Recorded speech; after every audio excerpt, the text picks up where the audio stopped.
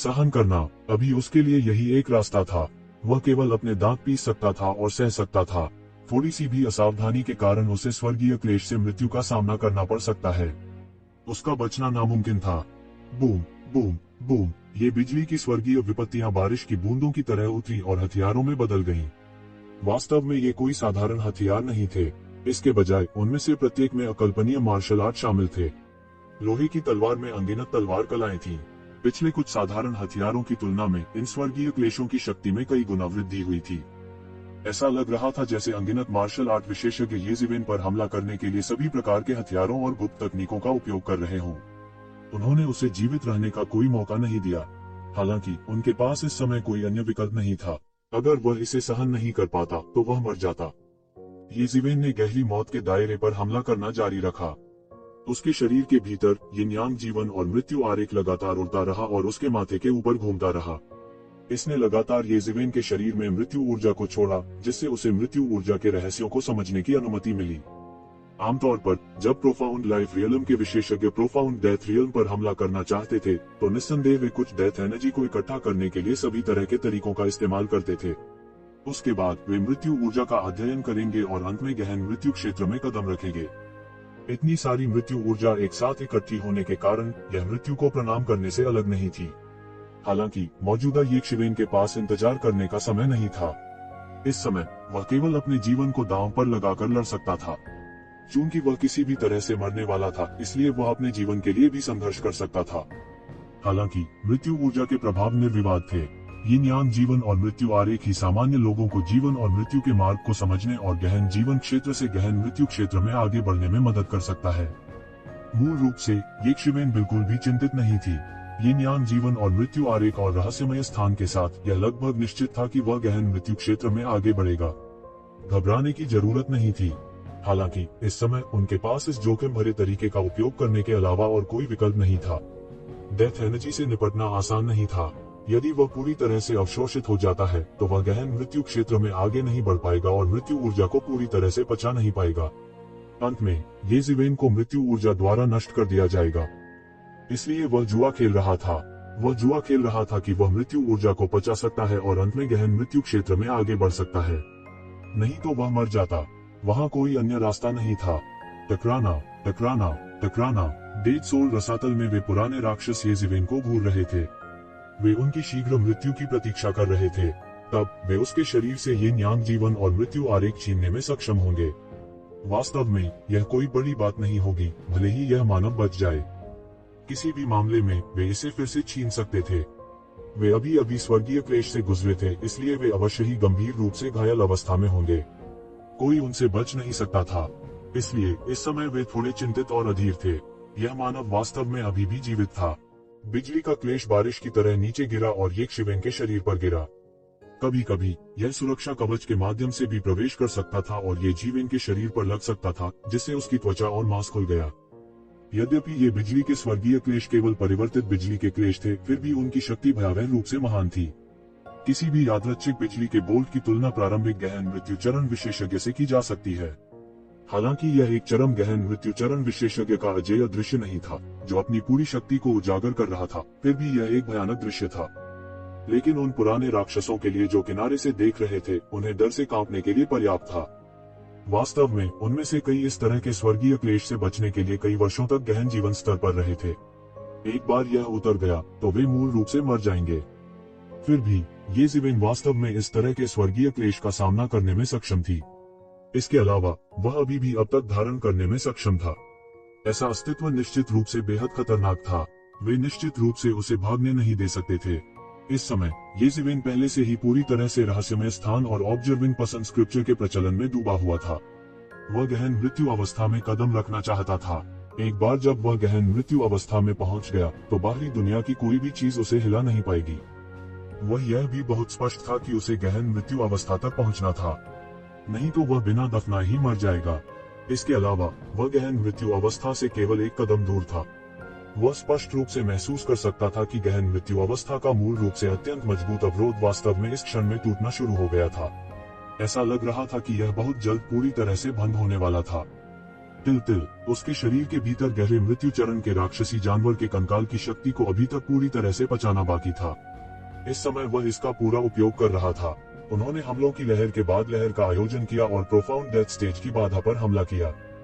To शिवेन को नहीं पता था कि कितना समय बीत चुका था।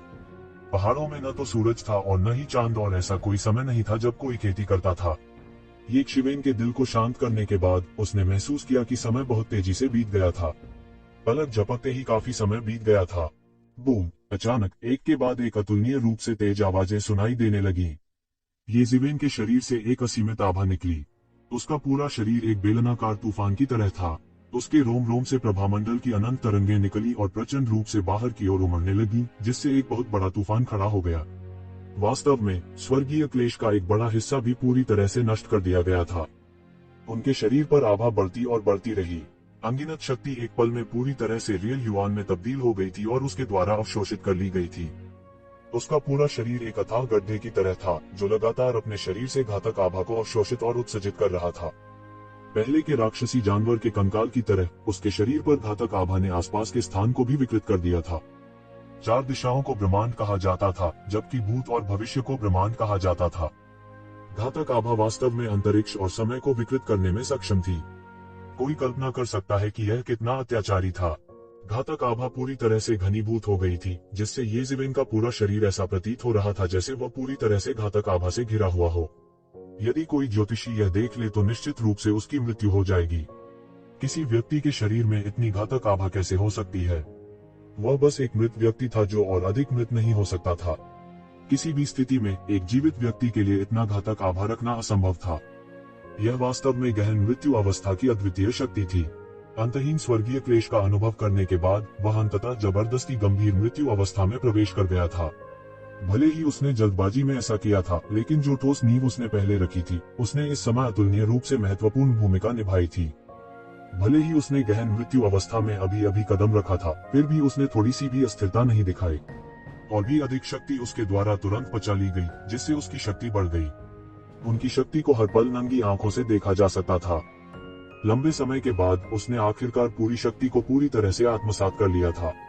इस समय उन्होंने अपनी प्रारंभिक गहन जीवन अवस्था साधना को एक ही सांस में स्थिर भी कर दिया था और गहन जीवन अवस्था के शिखर पर पहुंचने के करीब थे। एक सामान्य व्यक्ति को गहन मृत्यु अवस्था से इस स्तर तक पहुंचने के लिए कम से कम कुछ 100 वर्ष या यहाँ तक कि 1000 वर्ष की आवश्यकता होगी।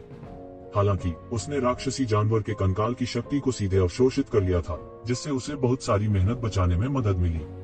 यदि यह इस तथ्य के लिए नहीं था कि उसने इतनी शक्ति समाप्त कर दी थी, तो यह संभावना थी कि वह प्रारंभिक गहन मृत्यु चरण के शिखर पर सीधे पहुंचने में सक्षम होगा।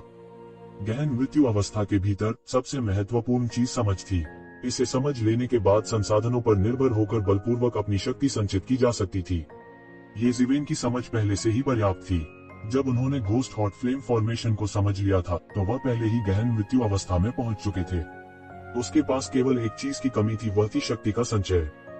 सामान्य परिस्थितियों में उसके लिए एक गहन मृत्यु अवस्था विशेषज्ञ को मारना असंभव होता। उसे मारने के बाद उसकी सारी शक्ति को अवशोषित करना तो दूर की बात है। यह सब संयोग था। हालांकि वह इसे स्वर्गीय क्लेश की मदद से करने में सफल रहा था। इस समय स्वर्गीय क्लेश अभी समाप्त होना बाकी था। अनगिनत हथियार अब भी लगातार उतर रहे थे।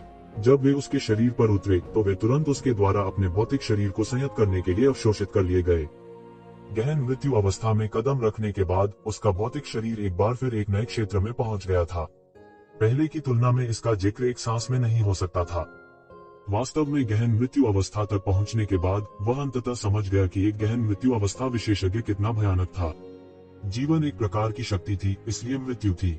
गहन मृत्यु अवस्था में पहुंचने के बाद व्यक्ति जीवन और मृत्यु की शक्ति को परिवर्तित करने में सक्षम होगा।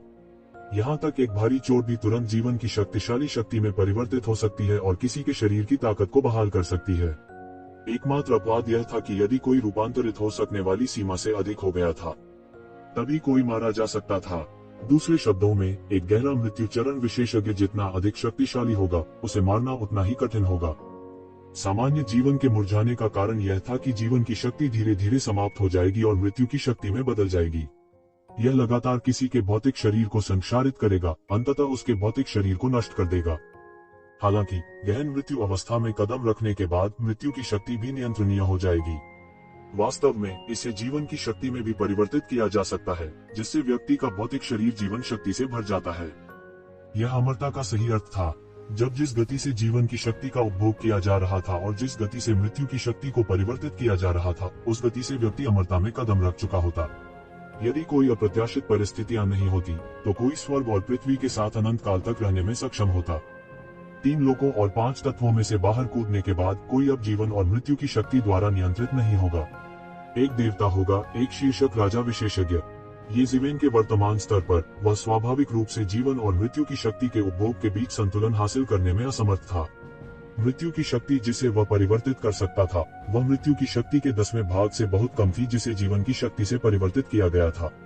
हालांकि फिर भी वह महसूस कर सकता था कि उसने भाग्य के बंधनों से मुक्त होकर संघर्ष करना शुरू कर दिया था। उन्होंने अमरत्व के सच्चे मार्ग की ओर एक और महत्वपूर्ण कदम उठाया था। यह कोई आश्चर्य नहीं था कि रसातल दानव मास्टर राजाओं के युग से अब तक जीवित रहने में सक्षम थे। हालांकि वह अमर अवस्था में नहीं था, वह शायद उस अवस्था के असीम रूप से करीब था। अन्यथा वह अब तक जीवित नहीं रह पाता। गहन मृत्यु अवस्था में कदम रखने के बाद येज़ेबेल यह समझने में सक्षम थी कि रसातल दानव मास्टर कितना भयानक था। उसके और रसातल के दानव मास्टर के बीच की दूरी ने उसे और भी चिंतित कर दिया। उसकी दृष्टि आकाश में स्वर्गीय क्लेश पर पड़ी और कहा, आओ। उनकी टकटकी अतुलनीय रूप से दृढ़ थी। अनगिनत स्वर्गीय क्लेश उसके शरीर पर उतरे। हालांकि वे अब पहले की तरह अजेय नहीं थे। वे लगातार उसके शरीर पर उतरते रहे, जिससे हरे धुएं के गुबार उठते रहे। कुछ ने उसके शरीर के टुकड़े भी कर दिए, हालांकि उन्हें अब पहले की तरह उड़ते हुए नहीं भेजा गया था। बहुत ही कम समय में उसमें जबरदस्त परिवर्तन हुए थे। उसे विश्वास था कि वह इस स्वर्गीय क्लेश से बच सकता है जिसे गहन मृत्यु क्षेत्र में उन्नत किया गया था। वह वास्तव में सफल हुआ। यह मानव वास्तव में अद्भुत है। इस तरह के एक अद्भुत इंसान को देखे हुए अनगिनत साल हो गए हैं। मैंने सोचा कि मानव जाति में अब ऐसा कोई व्यक्ति नहीं था। असंख्य स्वर्ग में कुछ महान कुलों में से एक की अपेक्षा के अनुसार क्या एक अकल्पनीय प्रतिभा है। यहाँ तक कि पुराने राक्षस भी जो कई वर्षों से एकांतवास में थे, इस पल में चिल्लाए बिना नहीं रह सके। भले ही वे अनगिनत वर्षों तक गहन मृत्यु लोक के स्वर्गीय क्लेश से बचे रहे, फिर भी जब उन्होंने इसके बारे में सोचा तो वे अत्यधिक भयभीत महसूस करते थे। यह अकल्पनीय था कि वह वास्तव में इस तरह के स्वर्गीय क्लेश से बच सकता था। यदि वे उसके जूतों में होते तो बिना कब्रगाह के ही मर जाते। टस्क टस्क, लेकिन यह बिल्कुल सही है। मांस जितना मजबूत होगा, अगर मैं इसे खाऊंगा तो इसका प्रभाव उतना ही अधिक होगा। मैं अभी भी 1 लाख साल तक जीवित रह सकता हूँ। हाँ, अगर मैं इतने शक्तिशाली शरीर को धारण करता तो मैं फिर से साधना कर पाता और दुनिया के सर्वोच्च तरीके पर हमला कर पाता। मुझे एक तामसिक आत्मा का शरीर धारण नहीं करना पड़ता। यह मेरा है, यह मेरा है। मैं इस मानव को अपना दास बना लूंगा। भविष्य में मैं उसे अनंत मार्ग पर आक्रमण करने दूंगा। मेरे पास मेरे दास के रूप में एक देवता होगा। टस्क टस्क, कई पुराने राक्षस पागलपन से चिल्लाए। आहें भरने के बाद उनकी आंखें और अधिक लालची हो गईं। उनकी नजरों में येज़ेबेल अब इंसान नहीं थी। इसके बजाय वह एक विशाल स्वर्गीय खजाना था। एक स्वर्गीय खजाना जो मानव रूप में चल सकता है। ये सभी येज़ेबेल को अपने नियंत्रण में लाना चाहते थे। हालांकि स्वर्गीय क्लेश की शक्ति के कारण उन्होंने आगे बढ़ने की हिम्मत नहीं की। वे पहले से ही कंकाल राक्षसी जानवर के भाग्य को देख चुके थे जो अंदर घुस आया था। वे लापरवाह होने की हिम्मत कैसे कर सकते थे। ये शब्द येज़ेबेल के कानों में पड़े और उसके चेहरे के भाव और भी ठंडे पड़ गए। ये पुराने राक्षस लंबे समय से लालच से अंधे हो गए हैं। उन्होंने अपना दिमाग खो दिया है और अपना दिमाग खो दिया है। वे वास्तव में मुझे खाना चाहते हैं, येज़ेबेल ने ठंडेपन से कहा। उसके मुंह के कोने पर एक तिरस्कारपूर्ण उपहास प्रकट हुआ। क्या वे अंदर घुसने की हिम्मत करेंगे? अगर किसी दिन मुझे दाव प्राप्त हो जाता है तो मैं निश्चित रूप से आप सभी राक्षसों और राक्षसों को मिटा दूंगा और दुनिया में शांति लौटा दूंगा, येज़ेबेल ने कहा और एक कदम आगे बढ़ाया। उसने अंतहीन सुनहरी रोशनी पर कदम रखा और 1.5 सोल रसातल के बाहर निकलने की ओर उड़ गया। हालांकि स्वर्गीय क्लेश के बादल मजबूती से उस पर छा गए थे और एक पल के लिए भी बिना रुके उसका पीछा कर रहे थे। गर्जन गर्जन गर्जन, कई मरे हुए और खूंखार जीव लगातार दहाड़ते रहते हैं। उनके पास चकमा देने का समय भी नहीं था। एक पल में वे स्वर्गीय क्लेश से आच्छादित हो गए। फिर उन पर त्रासदी आ पड़ी क्योंकि वे पूरी तरह से स्वर्गीय क्लेश में डूबे हुए थे। दूसरी ओर वे गहन मृत्यु अवस्था के क्रूर प्राणी जल्दी से चकमा देने में सक्षम थे। हालांकि वे भी बहुत हैरान थे। उनकी प्रतिक्रियाएं असाधारण रूप से तेज थी और वे इसमें नहीं डूबे थे। हालांकि स्वर्गीय क्लेश एक बार और भी भयानक हो जाएगा जब उन्हें इसमें खींच लिया जाएगा। ये स्वार्थी पुराने राक्षस गुप्त उद्देश्यों के साथ ऐसा नहीं करेंगे। ये जिवेन को सुनहरी रोशनी की एक गेंद में बदलते और लगातार मृत आत्मा के रसातल से बाहर निकलने की ओर दौड़ते देख मृत आत्मा के रसातल में पुराने राक्षस तुरंत चिंतित हो गए। वे अभी भी ये जिवेन के शरीर में गोस्ट हॉट फ्लेम फॉर्मेशन प्राप्त करना चाहते थे। वे उसे इस समय कैसे भागने दे सकते थे? एक बार जब वह भाग गया तो उनके पास हिस्सा पाने का कोई मौका नहीं होगा। वास्तव में वे उसका पीछा भी नहीं कर पाएंगे। पूरे डेड सोल रसातल के नियमों के कारण उनके लिए छोड़ना असंभव था। वे केवल पूर्ववत ज्वार की मदद से बाहर निकल सकते थे। ऐसा इसलिए था क्योंकि डेड सोल एबिस के नियम उस समय सबसे कमजोर थे।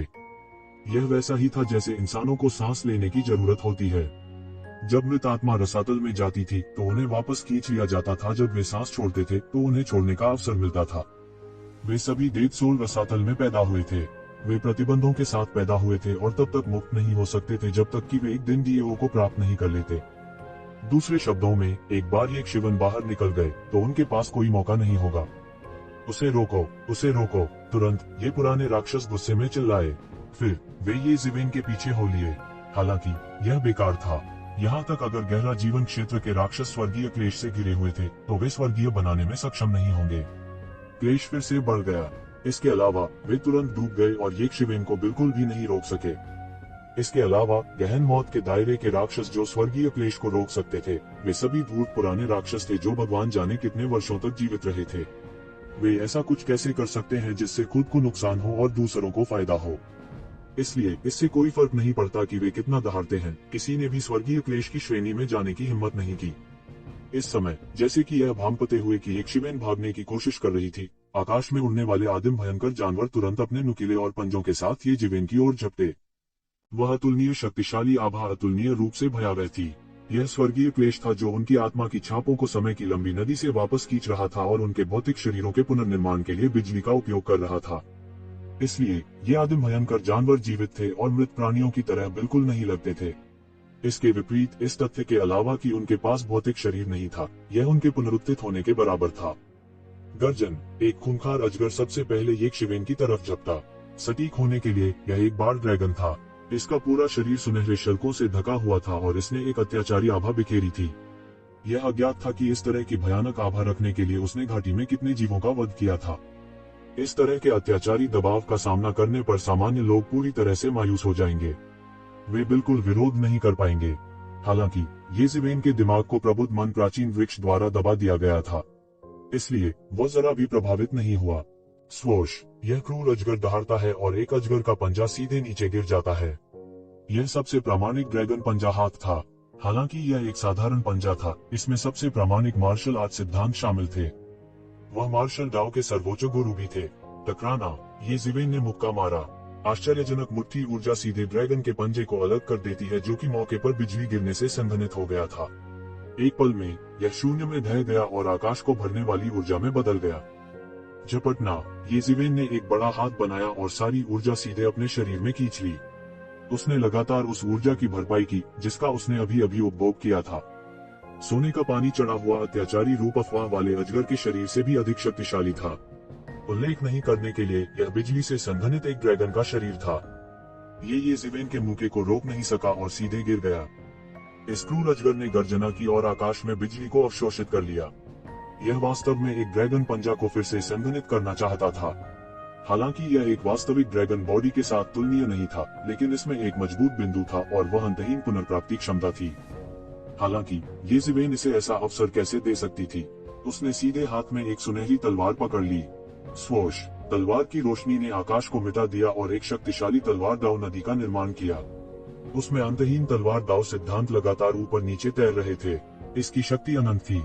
टकराना! तलवार प्रकाश ने इस क्रूर अजगर को काट डाला और उसे 2 हिस्सों में विभाजित कर दिया। फिर उसने इस क्रूर अजगर के फिर से संघनित होने की प्रतीक्षा नहीं की। उन्होंने सीधे मौके पर महान कला का प्रक्षेपण किया और बिजली की धार को अपने शरीर में समाहित कर लिया। पहले ये जिवेन को एक कंकाल राक्षसी जानवर की शक्ति को अवशोषित करके लगभग आत्मविनाश के लिए मजबूर होना पड़ा था। उसके शरीर के शिरोबिंदु लगभग फट चुके थे।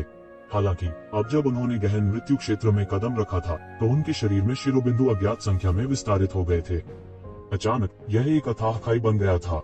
भले ही वह इस खूंखार अजगर को पूरी तरह से आत्मसात कर ले, लेकिन यह उसके शरीर में खाली जगह को भरने में सक्षम नहीं होगा।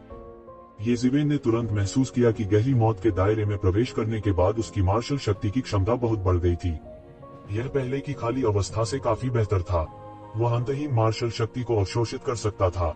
इस समय वह केवल अपने शरीर के भीतर उबलती हुई शक्ति की तरंगों को महसूस कर सकता था, जिससे उसका खून खौलने लगा था। इस समय शून्य में खूंखार जानवर पहले ही पूरी तरह से झपट चुके थे। उन्होंने अपने नुकीले और अपने पंजों को दिखाया। उन्होंने अपना खूनी मुंह खोला और येज़ेवेन को निगलना चाहते थे।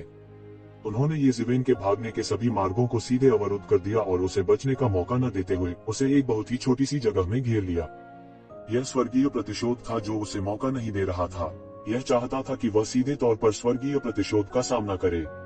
स्वर्गीय प्रतिशोध का लाभ उठाना इतना आसान कैसे हो सकता है? इसका लाभ उठाना असंभव था। हालांकि येज़ेवेन जल्दबाजी में नहीं थी। उसने इन खूंखार जानवरों की परिक्रमा की। उसकी पीठ के पीछे हवा और गरज के पंख फैल गए। उसकी गति बहुत तेज थी और वह बस एक आफ्टर इमेज में बदल गया। इन खूंखार जानवरों के बीच भी वह आसानी से युद्धाभ्यास करने में सक्षम था। इन खूंखार जानवरों के लिए उसे पकड़ना बहुत मुश्किल था। उसी समय उन्होंने विभिन्न मार्शल आर्ट, मुक्केबाजी की तकनीक, तलवार की तकनीक, ब्लेड की तकनीक का प्रदर्शन किया। उसके हाथों में सभी प्रकार के अत्याचारी युद्ध कलाओं का प्रदर्शन किया जाता था। उन्हें इस बात की परवाह नहीं थी कि वह किस तरह की मार्शल आर्ट का इस्तेमाल करते हैं। यहाँ तक उसने अपनी चालें भी फेंक दी और हमला करने के लिए सीधे मार्शल आर्ट कानूनों का इस्तेमाल किया। वह सटीक थे और कोई अनावश्यक हरकत नहीं करते थे। उसने सीधे तौर पर इन भयंकर जानवरों की कमजोरियों पर बमबारी की। इन क्रूर जानवरों को ऊर्जा की एक गेंद में विस्फोट करने के बाद उन्होंने इसे पूरी तरह से अवशोषित कर लिया। हर बार जब वह एक क्रूर जानवर को मारता और ऊर्जा को अवशोषित करता तो वह थोड़ा मजबूत हो जाता। वह लड़ते लड़ते कमजोर नहीं हो गया। इसके विपरीत वह लड़ते लड़ते और मजबूत हो गया। जब उसने पूरी मार्शल शक्ति को पूरी तरह से आत्मसात कर लिया तो उसने गहन मृत्यु क्षेत्र के मार्शल आर्ट अवतार को भी संघनित करना शुरू कर दिया। भारी मात्रा में ऊर्जा मार्शल शक्ति में बदल गई और अपने मार्शल आर्ट अवतार में समाहित हो गई। उनके मार्शल आर्ट अवतार ने भी अपनी मार्शल शक्ति को लगातार बढ़ाना शुरू कर दिया। जैसे जैसे मार्शल आर्ट अवतार की ताकत बढ़ती गई, येज़ेवेन, जो मार्शल आर्ट अवतार के साथ जुड़ गए थे, भी तेजी से अत्याचारी हो गए। जिस गति से उसने इन खूंखार जानवरों को मारा वह बढ़ता गया, जिससे एक पुण्य चक्र बन गया जिसने दुनिया को झकझोर कर रख दिया। डेड सोल रसातल में पुराने राक्षस और भी अधिक स्तब्ध थे। उन्होंने पहले क्रूर और अजेय क्लेश देखे थे। हालांकि उन्होंने क्लेशों को पार करने का ऐसा अमानवीय तरीका कभी नहीं देखा था। न केवल वह स्वर्गीय प्रतिशोध से डरता नहीं था, बल्कि उसने स्वर्गीय प्रतिशोध को संसाधनों में बदल दिया। यह अनसुना और अनदेखा था। बेम बम बम जैसे ही येज़ेवेन द्वारा बिजली के जानवरों को उड़ाया गया, जोर से धमाकों की एक श्रृंखला सुनाई दी। यहाँ तक गहरी मौत के चरण के अस्तित्व भी येज़ेवेन के सामने कोई क्रूर शक्ति प्रदर्शित नहीं कर सके। उनके सामने वे कुछ भी नहीं थे। एक मुक्के से उड़ाए जाने के बाद उनके पास सुधार करने का समय भी नहीं था, इससे पहले कि वे पूरी तरह से उसके द्वारा अवशोषित हो गए और उसके संसाधनों में बदल गए। उसने अपना रास्ता निकाल लिया। ये बिजली के जानवर, जो उसके लिए एक घातक खतरा पैदा कर सकते थे, इस समय उसके कदम भी नहीं रोक सके।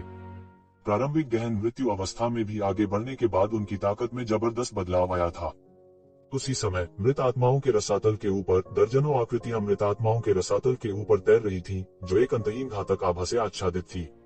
उनमें से प्रत्येक के पास एक अदृश्य पर्वत की तरह एक मजबूत आभा थी। बस उन्हें देखकर एक अदृश्य भयानक दबाव महसूस होगा। ये दर्जनों आंकड़े सभी चरम गहन जीवन अवस्था के विशेषज्ञ थे। वे दैवीय संघ की वर्दी पहने हुए थे और हवा में तैर रहे थे। उनके पास बर्फ जैसी ठंडी अभिव्यक्तियां थीं और एक मजबूत हत्या का इरादा था। जो उनका नेतृत्व कर रहा था वह ईश्वरीय मिलन का बैंगनी वस्त्र पहने अधेड़ उम्र का व्यक्ति था, जिसे येज़ेवेन ने पहले देखा था। उसके पीछे अलग अलग उम्र के 3 लोग थे।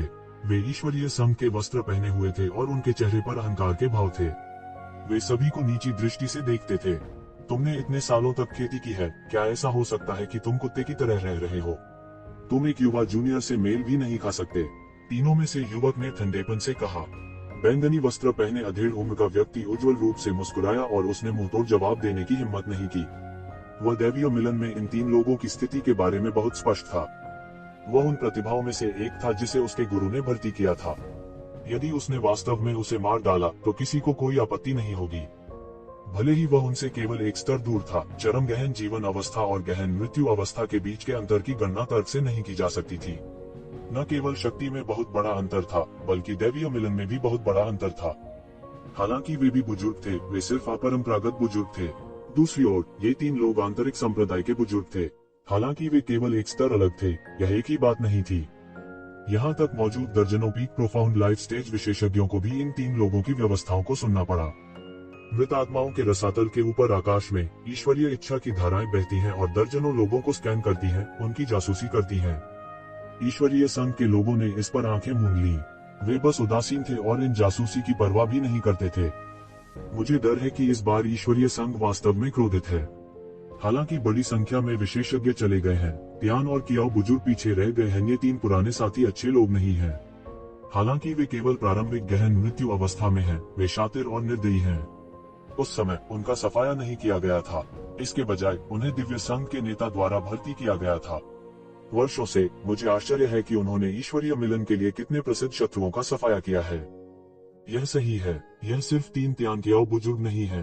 क्या आप उन लोगों को भी देखते हैं? ये सामान्य चोटी के गहन जीवन स्तर के विशेषज्ञ नहीं हैं। वे स्काई पनिशमेंट बैटल टीम के सदस्य हैं। दिव्य मिलन में स्काई पनिशमेंट बैटल टीम का क्या मतलब है?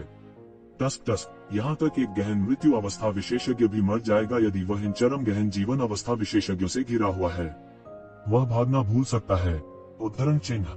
यह सही है। इन सभी वर्षों में डिवाइन यूनियन की स्काई पनिशमेंट बैटल टीम ने उन अनगिनत ताकतों का सफाया कर दिया है जिन्होंने डिवाइन यूनियन का विरोध किया है। उनकी बदनामी दुनिया के सभी बच्चों को रात में रोने के लिए काफी है। हालांकि मुझे डर है कि एक शिवेन इस तरह की लाइनअप से बच नहीं पाएगी। टीएसके ऐसा लाइनअप वास्तव में एक जूनियर से निपटने के लिए इस्तेमाल किया गया था। इसमें गलत क्या है? ये जिवेन भी एक अत्यंत साहसी व्यक्ति हैं। ऐसा कहा जाता है कि मार्शल संप्रदाय के साथ उनके कुछ संबंध हैं। इस बार दिव्य संघ उनके हाथों बुरी तरह से पीड़ित हुआ है। केवल कई गहन जीवन अवस्था विशेषज्ञों का वध किया गया, बल्कि उन्होंने एक चरम गहन जीवन अवस्था विशेषज्ञ को भी खो दिया। ऐसा कहा जाता है कि ईश्वरीय संघ के नेता भी इतने बड़े नुकसान पर क्रोधित हैं। अगर यह उस मामले के लिए नहीं था जिसके परिणाम स्वरूप डिवाइन यूनियन ने बड़ी संख्या में विशेषज्ञों को जुटाया, तो मुझे डर है कि चोटी की गहन मृत्यु अवस्था के विशेषज्ञ उससे निपटने के लिए आए होंगे। कोई बात नहीं, यह अफसोस की बात है। जो खबर फैली है उससे ये जिवेन निस्संदेह एक साधारण व्यक्ति नहीं है। इतनी कम उम्र में दिव्य संघ के चरम गहन जीवन स्तर के विशेषज्ञ उसका मुकाबला नहीं कर सकते थे। वह वास्तव में उन्हें इतनी दयनीय स्थिति में हराने में कामयाब रहे। उसकी ताकत अकल्पनीय है। क्या उन्होंने यह नहीं कहा कि वह पहले से ही एक मार्शल पाथ अवतार की निंदा कर चुके हैं? इस तरह की ताकत को दुनिया में युवा पीढ़ी के शीर्ष विशेषज्ञों में स्थान दिया जा सकता है। यह अफसोस की बात है कि उनकी इस तरह मृत्यु हो गई। अन्यथा भविष्य में उनका दाव सत्यापन सूची में स्थान हो सकता है। हालांकि लगभग एक दिन बीत चुका है और मृत आत्माओं के रसातल में अभी भी कोई हलचल नहीं है। ये जिवेन के बाहर आने का अभी भी कोई संकेत नहीं है। मुझे डर है कि वह समय पर पीछे हटने का प्रबंधन नहीं कर पाया और उन लोगों द्वारा निगल लिया गया मृत आत्माओं के रसातल में राक्षस।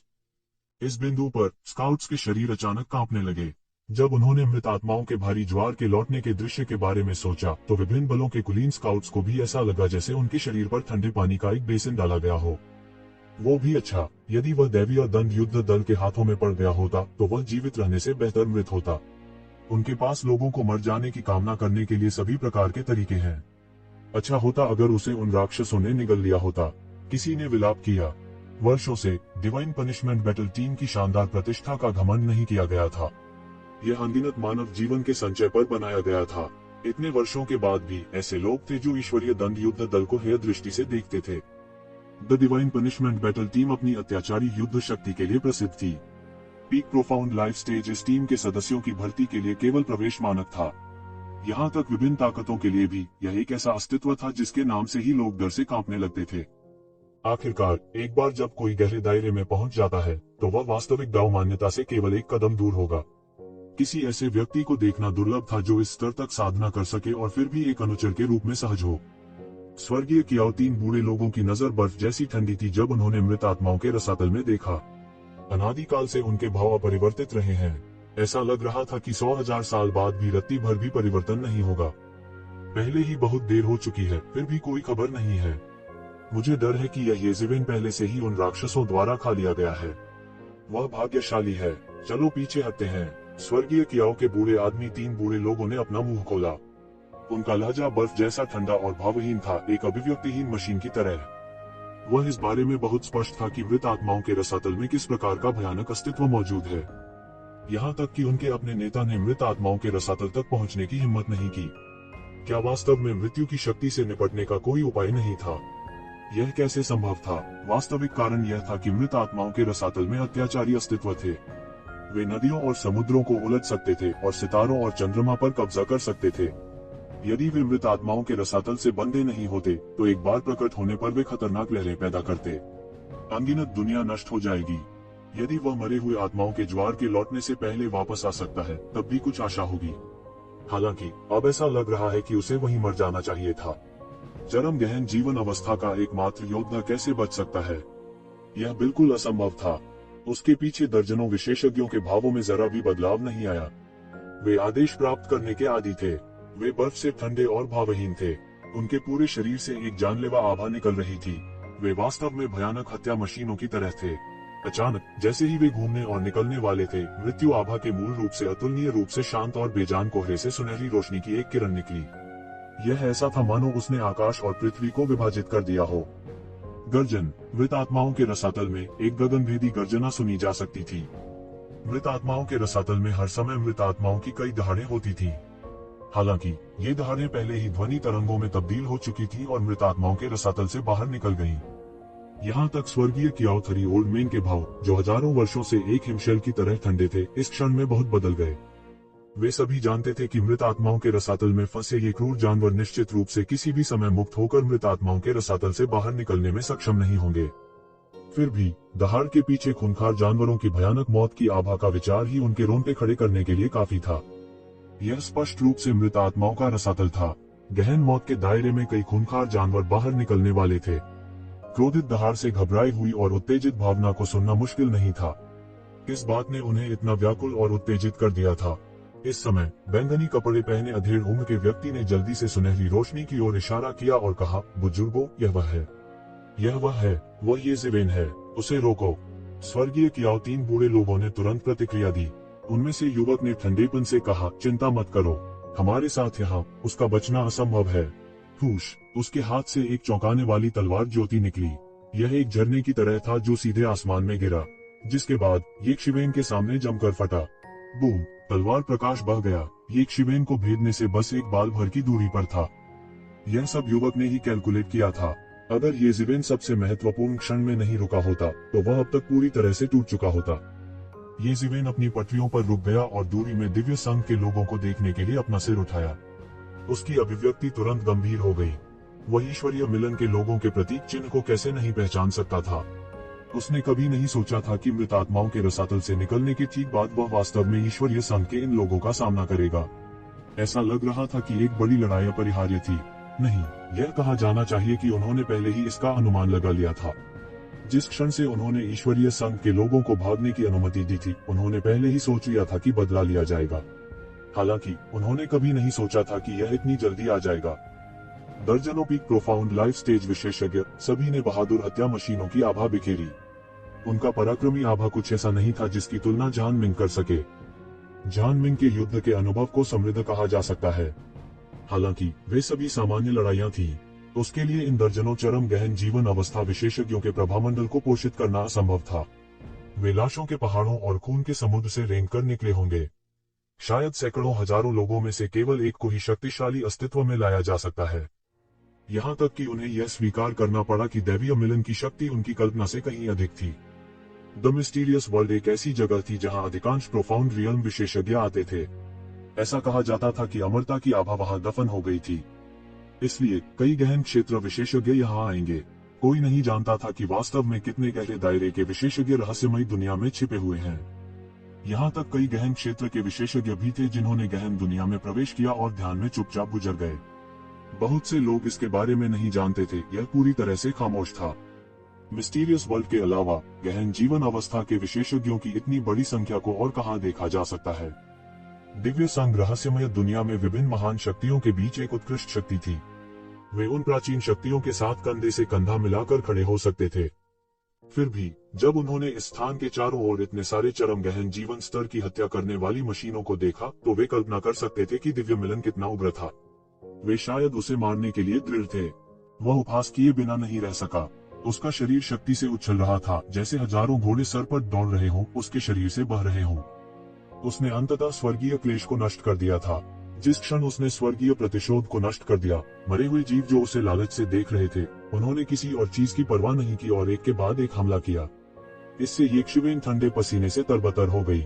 न केवल साधारण आरंभिक गहन मृत्यु अवस्था विशेषज्ञ थे, बल्कि बाद के गहन मृत्यु चरण विशेषज्ञ और यहाँ तक चरम गहन मृत्यु चरण विशेषज्ञ भी थे। सौभाग्य से उन्होंने पहले से ही तैयारी कर ली थी। उसने अपने स्टॉर्म विंग्स को फहराया और भाग निकला।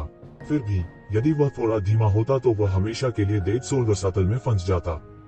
इसलिए उसने केवल बाहर निकलने की परवाह की थी और इस बात पर ध्यान नहीं दिया था कि उसके आसपास इतने सारे विशेषज्ञ थे। उन्होंने उसे पकड़ने के लिए एक अपरिहार्य जाल बिछाया था। आप येज़िवेन हैं। 3 स्वर्गीय कियाओ बुजुर्गों में से बूढ़े व्यक्ति ने येज़िवेन पर एक ठंडी नजर डाली। उसके चेहरे पर एक घिनौना भाव था, जैसे उसे येक्षवेन की बिल्कुल भी परवाह नहीं थी। उन्होंने जो जानकारी प्राप्त की थी उसके अनुसार येज़िवेन गहरे जीवन क्षेत्र के चरम पर एक मार्शल कलाकार मात्र थी। भले ही वह गहन जीवन क्षेत्र के शिखर पर था, गहन मृत्यु क्षेत्र और गहन जीवन क्षेत्र के बीच का अंतर स्वर्ग और पृथ्वी जैसा था। यह सही है, जब से तुम मुझे पकड़ने के लिए यहाँ हो तो बकवास मत करो। येज़िवेन घबराई नहीं थी और बस हल्की मुस्कान के साथ बोली, कितना साहसी आदमी है। वह बहुत ही साहसी है। उसने तेंदुए का पेट खा लिया होगा। इस समय 3 कियाओ भाइयों के मध्य आयु वर्ग के विशेषज्ञ ने येज़िवेन को उदासीनता से देखा। उसका चेहरा भावहीन था, मानो वह किसी मरे हुए आदमी को देख रहा हो। ऐसा लग रहा था जैसे वह किसी तुच्छ चींटी को देख रहा हो। आपने ईश्वरीय मिलन की गरिमा को चुनौती दी है। स्वर्ग आपको नष्ट करना चाहता है, इसलिए आपने अपना दिमाग खो दिया है।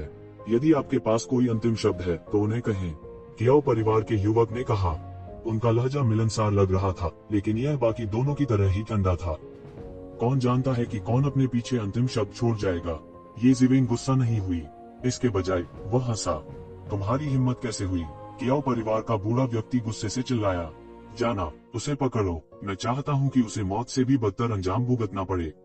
मैं चाहता हूँ कि हर कोई ईश्वरीय संघ को अपमानित करने के परिणामों को देखे। बोलते बोलते उसकी निगाह चारों ओर फैल गई। उनकी आंखों में चेतावनी बहुत स्पष्ट थी। येज़िवेन को मारना उसके दिल में गौण था। कुंजी येज़िवेन के सिर का उपयोग उन ताकतों को चेतावनी देने के लिए थी जो खुद को व्यवहार करने के लिए दिव्य संघ के अनुकूल नहीं थी। यदि येज़िवेन जैसे कांटे बार बार प्रकट होते और दैवीय मिलन के लिए परेशानी का कारण बनते, तो दैवीय मिलन भी, जिसमें अनगिनत विशेषज्ञ थे, इसे संभालने में सक्षम नहीं होते। उस समय स्काई पनिशमेंट बैटल टीम का एक सदस्य, जो कि प्रोफाउंड लाइफ रियलम के शिखर पर था, ने येक्षवेन की ओर बढ़ते हुए उपहास उड़ाया। जैसे ही उसने अपना लंबा ब्लेड लहराया, एक ब्लेड की रोशनी ने आधा आकाश और पृथ्वी को रोशन कर दिया। एक भयावह ब्लेड की हुई एक भयावह आभा के साथ येज़िवेन की ओर बढ़ गया, जैसे कि वह उसे उसी जगह काटकर मार डालना चाहता हो। उसकी आभा पहले से ही चरम सीमा तक बढ़ चुकी थी और गहन जीवन क्षेत्र के एक शिखर विशेषज्ञ की भयावह शक्ति पूरी तरह से प्रदर्शित हो चुकी थी। येज़िवेन की आंखें थोड़ी सिकुड़ गईं। वह नहीं जानता था कि ये लोग अपनी ताकत बढ़ाने के लिए किस तरह की गुप्त तकनीक का इस्तेमाल करते हैं। इस व्यक्ति की ताकत वास्तव में जून डिंगटियन की ताकत के बराबर थी जब उसने मार्शल पाथ अवतार तकनीक के साथ विलय नहीं किया था। हालांकि जून डिंगटियन मार्शल पाथ एम्बोडिमेंट तकनीक के साथ जुड़े नहीं थे, लेकिन उनकी ताकत अत्याचारी थी। सामान्य शिखर गहन जीवन क्षेत्र के विशेषज्ञ उसके लिए बिल्कुल मेल नहीं खाएंगे। यहाँ तक किनली भी उससे मेल नहीं खाता था। इससे यह देखा जा सकता है कि स्काई पनिशमेंट बैटल टीम का यह सदस्य कितना डरा हुआ था। स्काई पनिशमेंट बैटल टीम का यह सदस्य महज एक साधारण सदस्य था। येक्षवेन यहाँ तक सकते थे कि वो टीम लीडर भी नहीं थे। स्काई पनिशमेंट बैटल टीम के उस सदस्य के बाएं और दाएं पक्ष में स्काई पनिशमेंट बैटल टीम के 2 अन्य सदस्य कहीं से भी प्रकट हुए थे। उन्होंने एक के बाद एक हमला किया, ब्लेड लाइट्स को काट दिया जिससे आसमान भर गया। येक्षवेन के भागने के सभी मार्गों को पूरी तरह से बंद कर दिया। इन तीनों की युद्ध टीम पहले से ही बहुत कुशल थी। भगवान जानता था कि इस तरह की मौन समझ बनाने के लिए उन्हें कितनी लड़ाइयों से गुजरना पड़ा। उन्हें बोलने की जरूरत ही नहीं पड़ी। उन्हें केवल एक दूसरे को देखने और एक दूसरे के इरादों को समझने के लिए कदम उठाने की जरूरत थी। संयुक्त हमले की तकनीक के इस सेट ने दिखाया कि वे इसमें बहुत कुशल थे। इसके अलावा यह सीधा और साफ सुथरा था, जिसमें थोड़ी सी भी लापरवाही नहीं थी। शेर भी खरगोश को पकड़ने के लिए अपनी पूरी ताकत लगा देता है। यह बिंदु इन 3 लोगों द्वारा पूरी तरह से प्रतिबिंबित किया गया था। यहाँ तक येज़िवेन ने यह कहने की हिम्मत नहीं की कि वह अपने विरोधियों को इतना महत्व देगा। यही वह बोध और सत्य था जो उन्होंने अनगिनत जीवन और मृत्यु की स्थितियों से प्राप्त किया था। हालांकि येज़िवेन इन 3 आश्चर्यजनक ब्लेड रोशनी के सामने जरा भी नहीं घबराए। उसने कोई फालतू हरकत भी नहीं की। उसने बस अपने हाथों को आगे बढ़ाया और 3 ब्लेड रोशनी को पूरा करने के लिए अनगिनत सुनहरी रोशनी को बुझाया। बूम! ब्लेड रोशनी और सुनहरी रोशनी हिंसक रूप से टकराते ही एक गगनभेदी गर्जना हुई। अंतरिक्ष ढह गया और एक बड़ा तूफान आया, जिससे लोगों को स्पष्ट रूप से देखना मुश्किल हो गया। ये शिवेन ने इस तरह के हमले का सहजता से सामना किया। वह बिल्कुल भी पीछे नहीं हटे। हालांकि भले ही उनका प्रदर्शन आश्चर्यजनक था, किसी को थोड़ा भी आश्चर्य नहीं हुआ। इसमें दैवीय संघ के जासूस और अन्य प्रमुख ताकतें शामिल थीं। उन्हें मिली जानकारी के अनुसार ये शिवेन अपने दम पर एक युद्ध किले को भी नष्ट कर सकता था। इस तरह की युद्ध शक्ति पहले से ही एक साधारण चोटी के गहन जीवन क्षेत्र विशेषज्ञ से कहीं अधिक थी। इसमें कुछ भी अजीब नहीं था। जब उन्होंने देखा कि उनके हमलों को आसानी से रोक दिया गया है, तो वे तीनों बिल्कुल नहीं रुके। उन्होंने उत्तराधिकार में 2 बार और स्लैश किया। अचानक अंतरिक्ष आड़ा तिरछा हो गया और तूफान कट गया। वे बिल्कुल नहीं घबराए। अनगिनत लड़ाइयों का अनुभव करने के बाद उनके पूरे शरीर मूल रूप से लड़ने वाली मशीनों में विकसित हो गए थे। तनावपूर्ण स्थिति में होने पर भी वे बिल्कुल नहीं घबराएंगे। हालांकि अपने आश्चर्यजनक मानसिक धैर्य के बावजूद जब उन्होंने अपने सामने दृश्य देखा तो वे पूरी तरह से चौंक गए। उनका चौतरफा हमला ये शिवेन के एक भी झटके का सामना नहीं कर सका। ये शिवेन ने वास्तव में अभी अपना हाथ खोला था। उसका हाथ सुनहरी रोशनी से भरे आकाश में बदल गया और उसने ब्लेड की रोशनी को तुरंत पकड़ लिया जिसे उन्होंने काट दिया था। टकराना! देखते ही देखते ब्लेड लाइटें सीधे मौके पर ही चकनाचूर हो गईं। वे ये शिवेन के शरीर पर बिल्कुल भी नहीं उतर सकते थे। 3 लंबे ब्लेडों को प्रकट करते हुए ब्लेड लाइट्स को सीधे कुचल दिया गया। हालांकि वे मानक हथियार थे, वे सभी असाधारण जादुई उपकरण थे। हालांकि इससे पहले कि वे प्रतिक्रिया दे पाते, ये शिवेन ने अपने हाथ में 3 लंबे ब्लेड पहले ही पकड़ लिए थे। बजना, बजना, बजना, कर्कश ध्वनियों की एक श्रृंखला सुनाई दी। 3 लंबे ब्लेड वास्तव में इंच दर इंच बिखर गए थे। वे पहले ही लोहे के एक बड़े ढेर में टूट चुके थे। इस बार हर कोई पूरी तरह से चौंक गया। भले ही उन्हें पहले ही खबर मिल गई थी कि एक शिवेन की युद्ध शक्ति एक सामान्य चोटी के गहन जीवन क्षेत्र विशेषज्ञ की तुलना में कहीं अधिक है, फिर भी उसके लिए इस तरह के स्तर पर होना थोड़ा बहुत स्वर्ग विरोधी था। वह सिर्फ एक राक्षस था। क्या आप में से कोई जानता है कि ये शिवेन का भौतिक शरीर क्या है? वह बस एक राक्षस है। मैंने मानव जाति के अत्याचारी शरीर के बारे में सुना है। मैंने उनमें से कई को देखा भी है। हालांकि सुनहरी रोशनी से भरा ऐसा आसमान मुझे याद नहीं है। क्या यह प्रसिद्ध ग्रेट लाइट बॉडी हो सकती है? नहीं। हालांकि ग्रेट लाइट बॉडी में भी सुनहरी रोशनी से भरा आकाश है, यह रोशनी नहीं है। इसके अलावा मैंने कभी भी ग्रेट लाइट बॉडी के भौतिक शरीर के इतने असामान्य होने के बारे में नहीं सुना है कि यह वास्तव में जादू के औजारों को अपने नंगे हाथों से कुचल सकता है। उद्धरण चिन्ह। यह सही है, मैंने भी ऐसा कभी नहीं देखा या सुना है। जिसके बारे में बात करते हुए कि ये शिवेन वास्तव में मृत आत्मा के रसातल से बाहर निकली। क्या मैं चीजें देख रहा हूँ? जब मरे हुए आत्माओं का ज्वार लौटा तो वह वास्तव में मरे हुए आत्मा रसातल से बाहर निकल गया। हे भगवान, वे अभी दहाड़ते हैं। क्या यह मरे हुए आत्मा रसातल से गहरे मौत के दायरे के राक्षस हो सकते हैं? जितना अधिक लोग इसके बारे में सोचते थे, वे उतने ही अधिक हैरान और भयभीत हो जाते थे। चाहे वह अपने नंगे हाथों से जादू के औजारों को कुचल रहा हो या डेड सोल रसातल से बाहर निकल रहा हो, ये ऐसी चीजें नहीं थी जो एक चोटी का गहन जीवन क्षेत्र विशेषज्ञ कर सकता था। कुछ भी हो, वे डरे बिना नहीं रह सकते थे। ये शिवेन के शक्तिशाली प्रदर्शन को देखकर यहाँ तक स्वर्गीय और कियाओ एल्डर्स के हाव भाव भी, जिन्होंने मूल रूप से ये शिवेन को गंभीरता से नहीं लिया था, थोड़ा बदल गया। उन्हें ऐसा लग रहा था कि उनके लिए सम्मान का एक नया स्तर है। तुम्हारी हिम्मत कैसे हुई? स्वर्गीय और कियाओ बुजुर्गों का बूढ़ा दहाड़ता है। तो शिवेन ने सीधे लंबे ब्लेडों के टूटे हुए टुकड़ों को बाहर फेंक दिया जिसे उसने पकड़ा था। वे प्रकाश की धारियों में बदल गए जो तियानफा युद्ध दल के सदस्यों की ओर आश्चर्यजनक गति से चली। 3 स्वर्गीय कियाओ बुजुर्गों में से बड़े चिल्लाए। ये शिवेन ने उनके सामने इतना अहंकारी होने का साहस किया था। वह बस उन्हें ठीक उनके चेहरों के सामने उकसा रहा था। उसने तुरंत एक बड़ा आध्यात्मिक हाथ खींचा और वास्तव में सभी बहती हुई रोशनी को पकड़ना चाहता था। यह बहुत प्रभावशाली था। गहरा मृत्यु क्षेत्र। यह पहली बार था जब ये शिवेन ने एक ऐसे विशेषज्ञ को देखा था जो गहरी मौत के दायरे में नहीं था। हालांकि कंकाल राक्षसी जानवर एक वास्तविक गहरा मृत्यु क्षेत्र राक्षसी जानवर था, उसके पास ये शिवेन के स्वर्गीय प्रतिशोध द्वारा पूरी तरह से संयमित होने से पहले एक चाल चलने का समय नहीं था। उसके हाथों मरने में देर नहीं लगी। एक गहन मृत्यु क्षेत्र विशेषज्ञ का वास्तविक हमला एक गहन जीवन क्षेत्र विशेषज्ञ से बिल्कुल अलग था। ऐसा इसलिए था क्योंकि मृत्यु की शक्ति और जीवन की शक्ति के एक हिस्से ने एक साथ मिलकर अराजकता का रूप ले लिया था। जब इसे विस्फोट से उड़ाया गया तो यह अत्यंत शक्तिशाली था। मैं जिस व्यक्ति को मारना चाहता हूँ उसे कौन बचा सकता है? ये शिवेन चिल्लाया। बहने वाला प्रकाश जो मूल रूप से उड़ रहा था, वास्तव में बड़े हाथ को चकमा देते हुए और भी तेज गति से उड़ गया। टकराना, टकराना, टकराना। ये बहती रोशनी अचानक गड़गड़ाहट की तरह थी। तियानफा बैटल टीम के सदस्यों के शरीर पर हिंसक बमबारी। तियानफा बैटल टीम के इन सदस्यों को गहन जीवन क्षेत्र के चरम पर उत्कृष्ट प्रतिभा कहा जा सकता है। यदि ये ज़िवेन, जून डिंगटियन और कुछ अन्य संकी नहीं होते तो वे इस क्षेत्र में लगभग अजेय अस्तित्व होते। हालांकि इन टुकड़ों के सामने उनमें से लगभग कोई भी इसका सामना नहीं कर सका। उनकी सुरक्षात्मक वास्तविक ऊर्जा और सभी प्रकार के बचाव इस सरल और निश्चल ब्लेड के सामने पूरी तरह से बेकार थे। पफट पफट पफट, ब्लेड सीधे उनके शरीर में घुस गए और दूर तक उड़ गए। तियानफा बैटल टीम के सदस्य तुरंत गंभीर रूप से घायल हो गए और उनके आंतरिक अंगों को एक पल में पाउडर में कुचल दिया गया।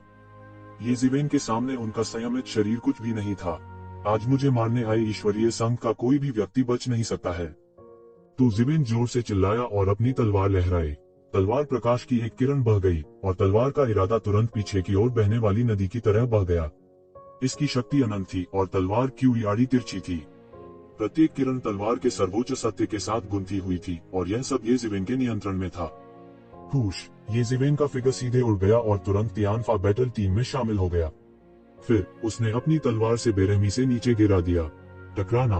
तियानफा बैटल स्क्वाड का यह सदस्य, जो कि प्रोफाउंड लाइफ स्टेज के चरम पर था, बिल्कुल भी प्रतिक्रिया करने में असमर्थ था। वह पहले से ही गंभीर रूप से घायल हो चुका था और समय रहते बचने में असमर्थ था, जिससे वह मौके पर ही फट गया। टकराना टकराना टकराना।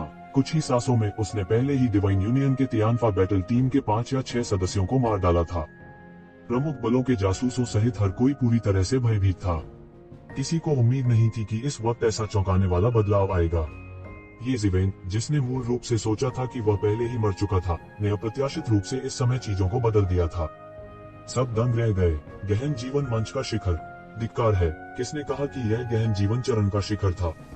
क्या उन्होंने कभी गहन जीवन मंच का ऐसा अत्याचारी और विस्मयकारी शिखर देखा था? यदि वे सभी गहन जीवन अवस्था में थे, तो गहन मृत्यु अवस्था के विशेषज्ञ इसे कैसे सहन कर सकते थे? हालांकि मौजूद प्रमुख ताकतों के जासूसों में कोई अत्याचारी विशेषज्ञ नहीं थे। इस तथ्य का कि वे ऐसी स्थिति में जासूस बनने में सक्षम थे, स्वाभाविक रूप से इसका मतलब था कि वे सरल नहीं थे। उनके पास अभी भी यह थोड़ी सी अंतर्दृष्टि थी। वे कैसे नहीं देख सकते थे कि एक शिवन की अत्याचारी शक्ति गहन जीवन अवस्था के शिखर से कहीं अधिक है। यहाँ तक अगर वह अपने मार्शल आर्ट अवतार के साथ जुड़ा हुआ था, तो उसे इतना अत्याचारी नहीं होना चाहिए। उसने अपने लंबे ब्लेड के एक टुकड़े से गहन जीवन अवस्था के विशेषज्ञों की दर्जनों चोटियों को तुरंत घायल कर दिया था। कोई फर्क नहीं पड़ता कि किसने इसके बारे में सुना, इस तरह की बात अरेबियन नाइट्स की एक किंवदंती की तरह थी।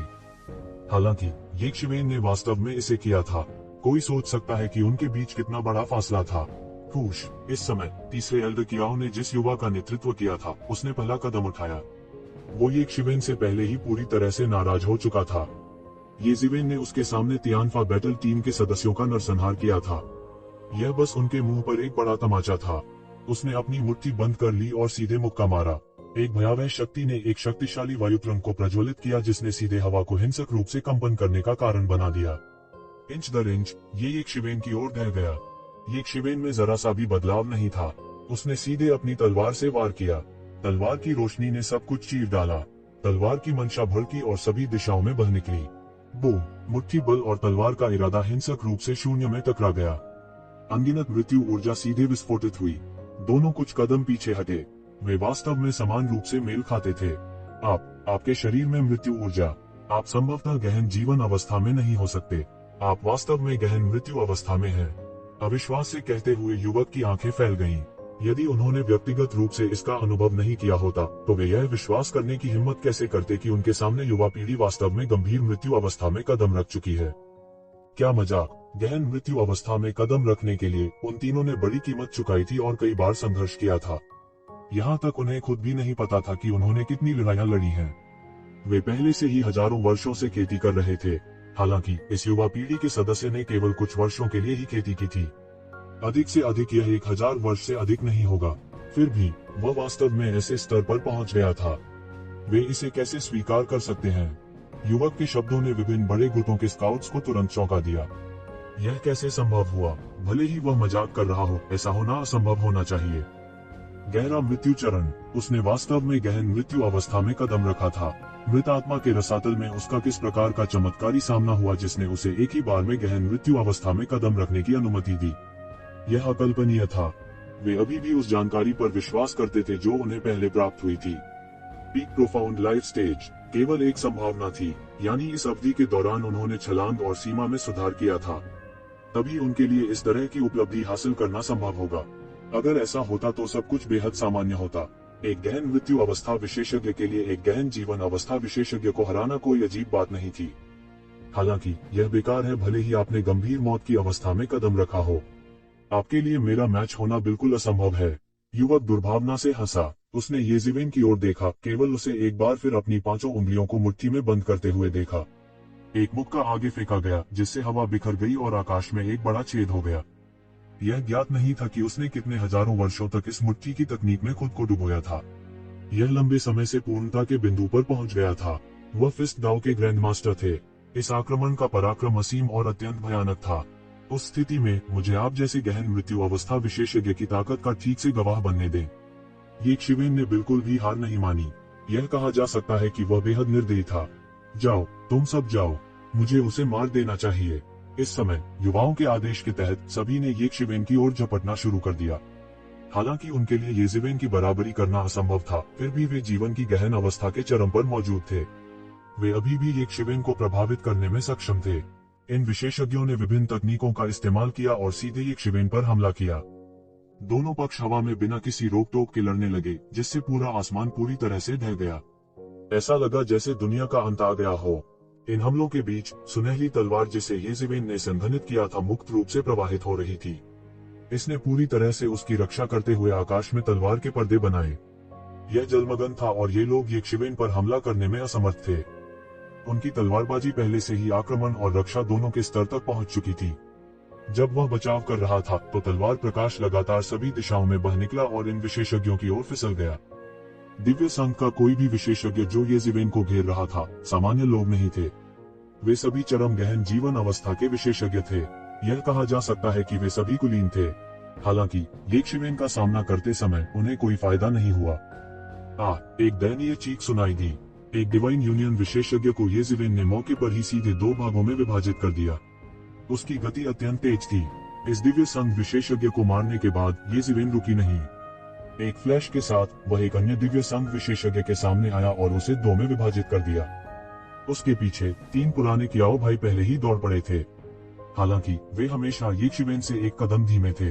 वे केवल बेबसी से देख सकते थे क्योंकि येज़िवेन ने बेरहमी से उनका नरसंहार किया। इस समय वे बस इतना ही कर सकते थे कि वे लगातार दहाड़ें। धिक्कार है येज़िवेन, यदि आप में क्षमता है तो क्या आप हमारे साथ मौत से लड़ने की हिम्मत करती हैं? तीनों ने जमकर हंगामा किया। हालांकि उनकी गति अभी भी येज़िवेन की गति से थोड़ी धीमी थी। इस प्रकार वे केवल बेबसी से देख सकते थे क्योंकि येज़िवेन ने बेरहमी से उनका नरसंहार किया। येज़िवेन ने उनके शोरगुल को नजरअंदाज कर दिया। जब ईश्वरीय संघ के अन्य सभी गहन जीवन चरण विशेषज्ञों का वध कर दिया गया तो येज़िवेन रुक गई। उसने मृत्यु के अद्वितीय देवता की तरह लंबी तलवार अपने हाथ में पकड़ रखी थी। उसके शरीर में एक जानलेवा आभा थी जो आम लोगों को भयभीत कर देगी। उसके शरीर पर जानलेवा आभा पहले से ही बहुत तेज थी। इसके अलावा सभी ने व्यक्तिगत रूप से उसे दर्जनों चरम गहन जीवन अवस्था विशेषज्ञों का वध करते हुए देखा था। उनकी नजरों में येज़िवेन अब इंसान नहीं थी, वह एक असुर था, संहार का एक खूनी असुर। भले ही उन्होंने पहले ही खुद को एक बड़ी लड़ाई के लिए तैयार कर लिया था, लेकिन उन्होंने कभी नहीं सोचा था कि यह इतनी तीव्र लड़ाई होगी। द डिवाइन यूनियन, जो मूल रूप से मानते थे कि जीत उनकी मुट्ठी में थी, वास्तव में इतनी दर्दनाक कीमत चुकाई थी। हालांकि इतनी कीमत चुकाना बिना किसी परिणाम के नहीं था। कम से कम उन तीनों ने येज़िवेन को घेर लिया था। भले ही यह घेराव थोड़ा ऐसा लगे कि येज़िवेन ने जानबूझकर उसे घेर लिया है, फिर भी येज़िवेन अभी भी घिरा हुआ था। येज़िवेन, तुमने मुझे पूरी तरह से क्रोधित कर दिया है। आज भागने के बारे में मत सोचो। मैं निश्चित रूप से तुम्हें मौत से भी बदतर स्थिति में डाल दूंगी। युवक एक घायल जानवर की तरह उग्र रूप से दहाड़ा। उसकी आंखें पहले से ही बेहद खून से लथपथ थीं। येज़िवेन की हरकतें उनके अहंकार को जमीन पर रखने और उसे रौंदने के बराबर थीं। यह असहनीय था। भाग जाओ, हम देखेंगे कि वास्तव में कौन भाग रहा है। अब जब वे मक्खियां अब हमें परेशान नहीं कर रही हैं, तो मुझे एक गहन मृत्यु अवस्था विशेषज्ञ की शक्ति का ठीक से अनुभव करने दें। आज ईश्वरीय संघ से कोई भी जाने का सपना भी नहीं देख सकता। बर्फीला और निर्दयी आसमान खून की बदबू से भर गया था। खूनी धुंध लगातार हवा में तैरती रही, आसमान को खून लाल रंग में रंगती रही। हालांकि अभी भी मरे हुए रसातल के बाहर आकाश में अंतहीन काले बादल छाए हुए थे, फिर भी यह मरे हुए रसातल के अंधेरे वातावरण से बहुत बेहतर था। सभी ने इसे स्पष्ट रूप से समझा और देखा, और उन सभी ने अविश्वास की भावना महसूस की। दर्जनों चोटी के गहन जीवन क्षेत्र के विशेषज्ञ कचरे की तरह मारे गए थे। अगर उन्होंने इसे अपनी आंखों से नहीं देखा होता तो उन्हें इस पर विश्वास नहीं होता। सामान्य परिस्थितियों में दर्जनों शिखर गहन जीवन क्षेत्र विशेषज्ञ गहन मृत्यु क्षेत्र विशेषज्ञों के विरुद्ध पूरी तरह से शक्तिहीन नहीं होते। उनके पास सीसू और जू नाजिंग जैसे विशेषज्ञों को हराने का मौका भी हो सकता था। सभी ने अपना मुंह खोल दिया क्योंकि उन्होंने दिव्य संघ के विशेषज्ञों की लाशों को देखा जो पहले से ही मृत आत्मा रसातल में गिर चुकी थी। हालांकि अंत में किसी ने कुछ नहीं कहा। आज की लड़ाई के परिणाम की परवाह किए बिना येज़ेवेन का नाम निश्चित रूप से पूरी गहरी दुनिया को हिला देगा, चाहे वह गहन मृत्यु क्षेत्र का एक शीर्ष विशेषज्ञ हो या ईश्वरीय मिलन का चुनौती देने वाला हो। दैवीय संघ अपने विस्तार के बाद से अब तक एक संकट मोचक और एक चुनौती देने वाला रहा है। अब इसकी तुलना विभिन्न महान शक्तियों से की जा सकती है। इसके नेता भी दुनिया के शीर्ष बिजली घरों में से एक थे। उनकी ख्याति दूर दूर तक फैल चुकी थी। यह पहले से बिल्कुल अलग था। शायद कुछ ही लोग थे जो अब ईश्वरीय मिलन को चुनौती देने का साहस करेंगे। उन्होंने इसके बारे में ध्यान से सोचा और पुष्टि की कि उन्होंने वास्तव में एक शिवेन का नाम पहले कभी नहीं सुना था। उसे किसी शीर्ष शक्ति का वंशज नहीं होना चाहिए, अन्यथा उन्होंने निश्चित रूप से उसके बारे में सुना होता। इस समय हर किसी के पास एक शिवेन के बारे में कई तरह की अक्लें थीं। मुझे लगता है कि तुम मौत को दावत दे रहे हो। अगर हम आज तुम्हें नहीं मारेंगे तो हम तीनों इस दुनिया में कैसे खड़े होंगे? ध्यान की थ्री एल्डर्स का युवक लगातार दहाड़ता रहा। वह इसे और अधिक सहन नहीं कर सका और सीधे एक मुट्ठी नीचे गिरा दी। इस बार वह बिल्कुल भी पीछे नहीं हटे। इसके बजाय उसने अपनी पूरी ताकत लगा दी। हालांकि उससे पहले का यह छोटा चोर नीच था, लेकिन वह गहरा जीवन क्षेत्र विशेषज्ञ नहीं था जिसे आसानी से धमकाया जा सके। इसके बजाय वह एक गहरा मृत्यु क्षेत्र विशेषज्ञ था जो उससे अलग नहीं था। बस इतना ही काफी था उसे एक नई रोशनी में देखने के लिए। यह मुट्ठी शक्तिशाली थी और एक बड़ी आपदा की आभा लिए हुए थी। आसमान चकनाचूर हुआ और धरती डोल गई। इसने सब कुछ नष्ट कर दिया और येज़ेवेन को घेर लिया, जिससे उसके पास पीछे हटने के लिए कोई जगह नहीं बची। बजना, येज़ेवेन के सिर के ऊपर एक तलवार की रोशनी दिखाई दी और उसके सिर से उड़ गई। यह हवा के खिलाफ उठा और बड़ा होता गया, जिससे एक राक्षसी तलवार का इरादा बन गया। यह एक लंबी नदी में बदल गया और उस घेरे पर जमकर बमबारी की। बूम! शून्य हिंसक रूप से हिल गया। यह शुद्ध शक्ति का टकराव था। Dang dang! इन दोनों के बीच लगभग बराबरी हो गई थी। ये वेन की युद्ध शक्ति असाधारण थी और यह कहा जा सकता है कि वह दुनिया को चकनाचूर कर देने वाला था। हालांकि युवक ने कई वर्षों तक खेती की थी और उसका कौशल गहरा था। यहाँ तक जून डिंगटियन का भी उससे कोई मुकाबला नहीं था। इस समय उनकी उम्र का फायदा पूरी तरह से प्रदर्शित हो गया था।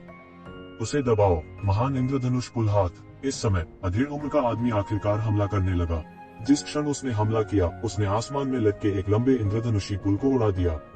यह अतुलनीय रूप से भव्य था, जैसे बारिश के बाद धूप वाले दिन का दृश्य।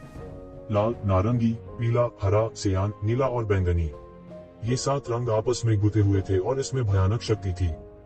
येज़ेवेन दृढ़ता से खड़ी रही और लंबे इंद्रधनुषी पुल को देखा। यह अतुलनीय रूप से भव्य दिखता था, लेकिन इसमें अतुलनीय रूप से भयानक मार्शल आर्ट शक्ति थी।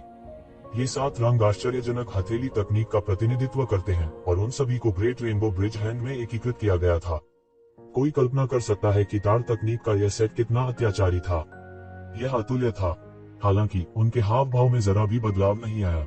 वह अब भी अतुलनीय रूप से ठंडा था। उसने एक कदम आगे बढ़ाया और एक शक्तिशाली सुनहरी ज्वार का निर्माण किया, जो लंबे इंद्रधनुषी पुल की ओर फटा। उनके चेहरे पर एक उत्साहित मुस्कान थी। इसके बारे में सोचने के लिए आओ, यह पहली बार एक गहन मृत्यु क्षेत्र विशेषज्ञ के साथ लड़ना चाहिए। उनके लिए भी ऐसा अनुभव बेहद दुर्लभ था। बूम! लंबे इंद्रधनुषी पुल को येज़ेवेन ने मौके पर ही नष्ट कर दिया। उसकी सुनहरी तलवार का प्रकाश अविनाशी, अत्यंत अत्याचारी और अत्यंत भयावह था।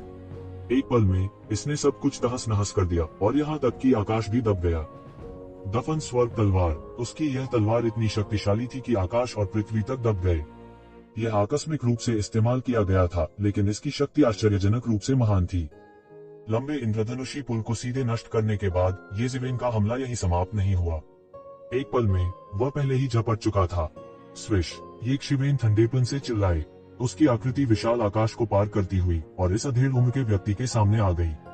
उसके हाथ में लंबी तलवार ने कोई दया नहीं दिखाई। इसने विस्फोट किया, आकाश ढह गया और सब कुछ तोड़ दिया।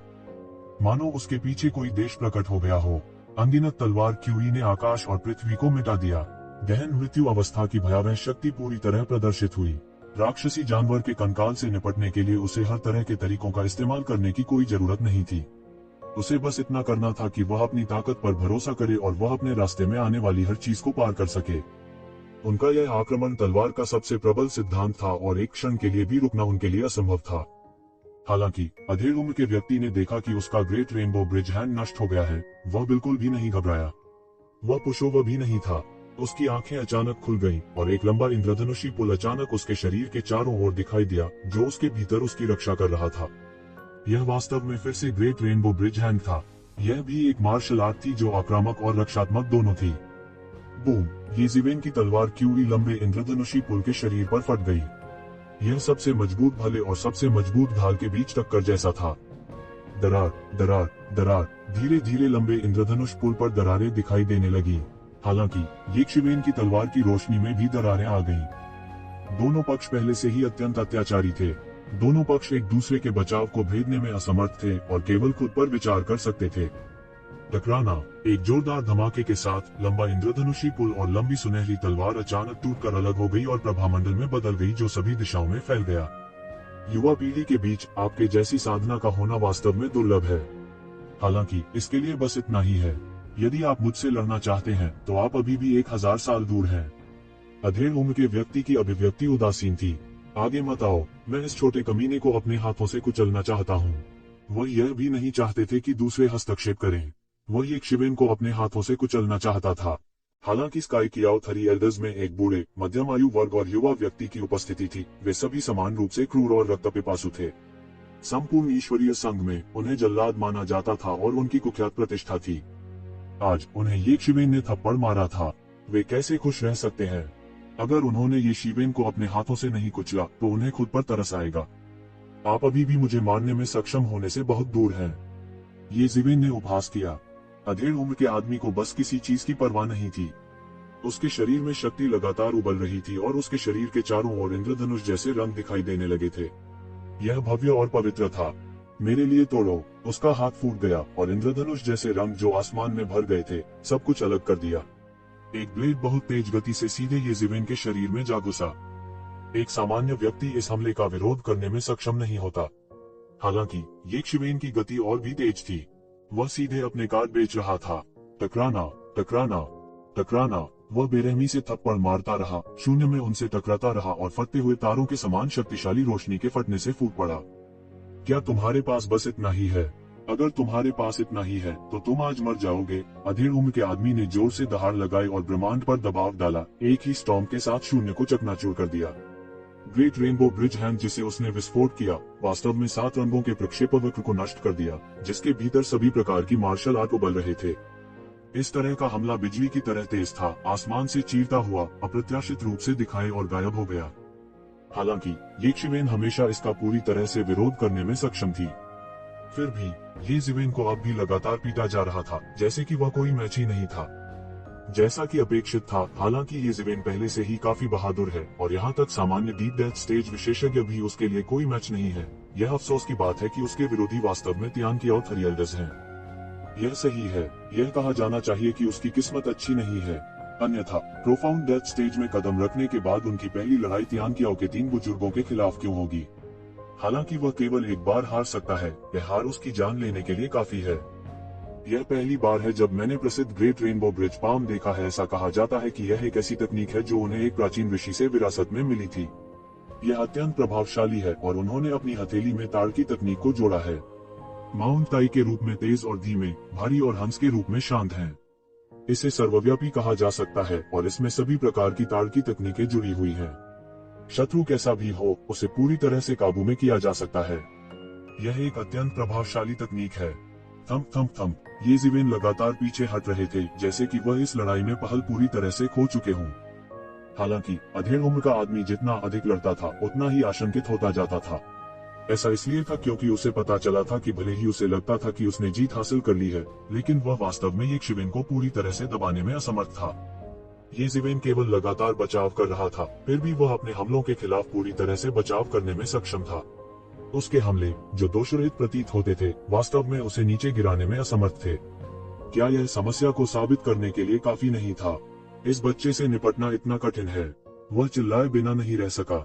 अन्य दो के हाव भाव भी शुरुआत में उनके शिथिल भावों से बदलकर असामान्य रूप से गंभीर हो गए थे। वे कैसे नहीं देख सकते थे कि उनके दूसरे भाई का हमला पूरी तरह से रोक दिया गया था। The great rainbow bridge palm बेहद शक्तिशाली था।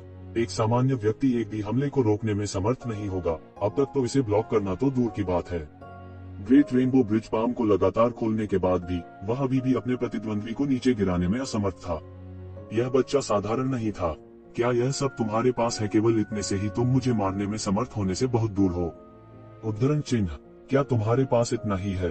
यदि तुम सोचते हो कि तुम केवल इतनी ही ताकत से मुझे मार सकते हो, तो तुम्हें अभी भी एक लंबा रास्ता तय करना है। ये ज़िवेन ठंड से दहाड़ी। उनकी दहाड़ ने पूरे आसमान को दहला दिया।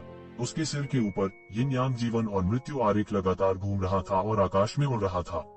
वह शक्ति जिसे वह अपने शरीर में दबा रहा था अचानक भड़क उठी।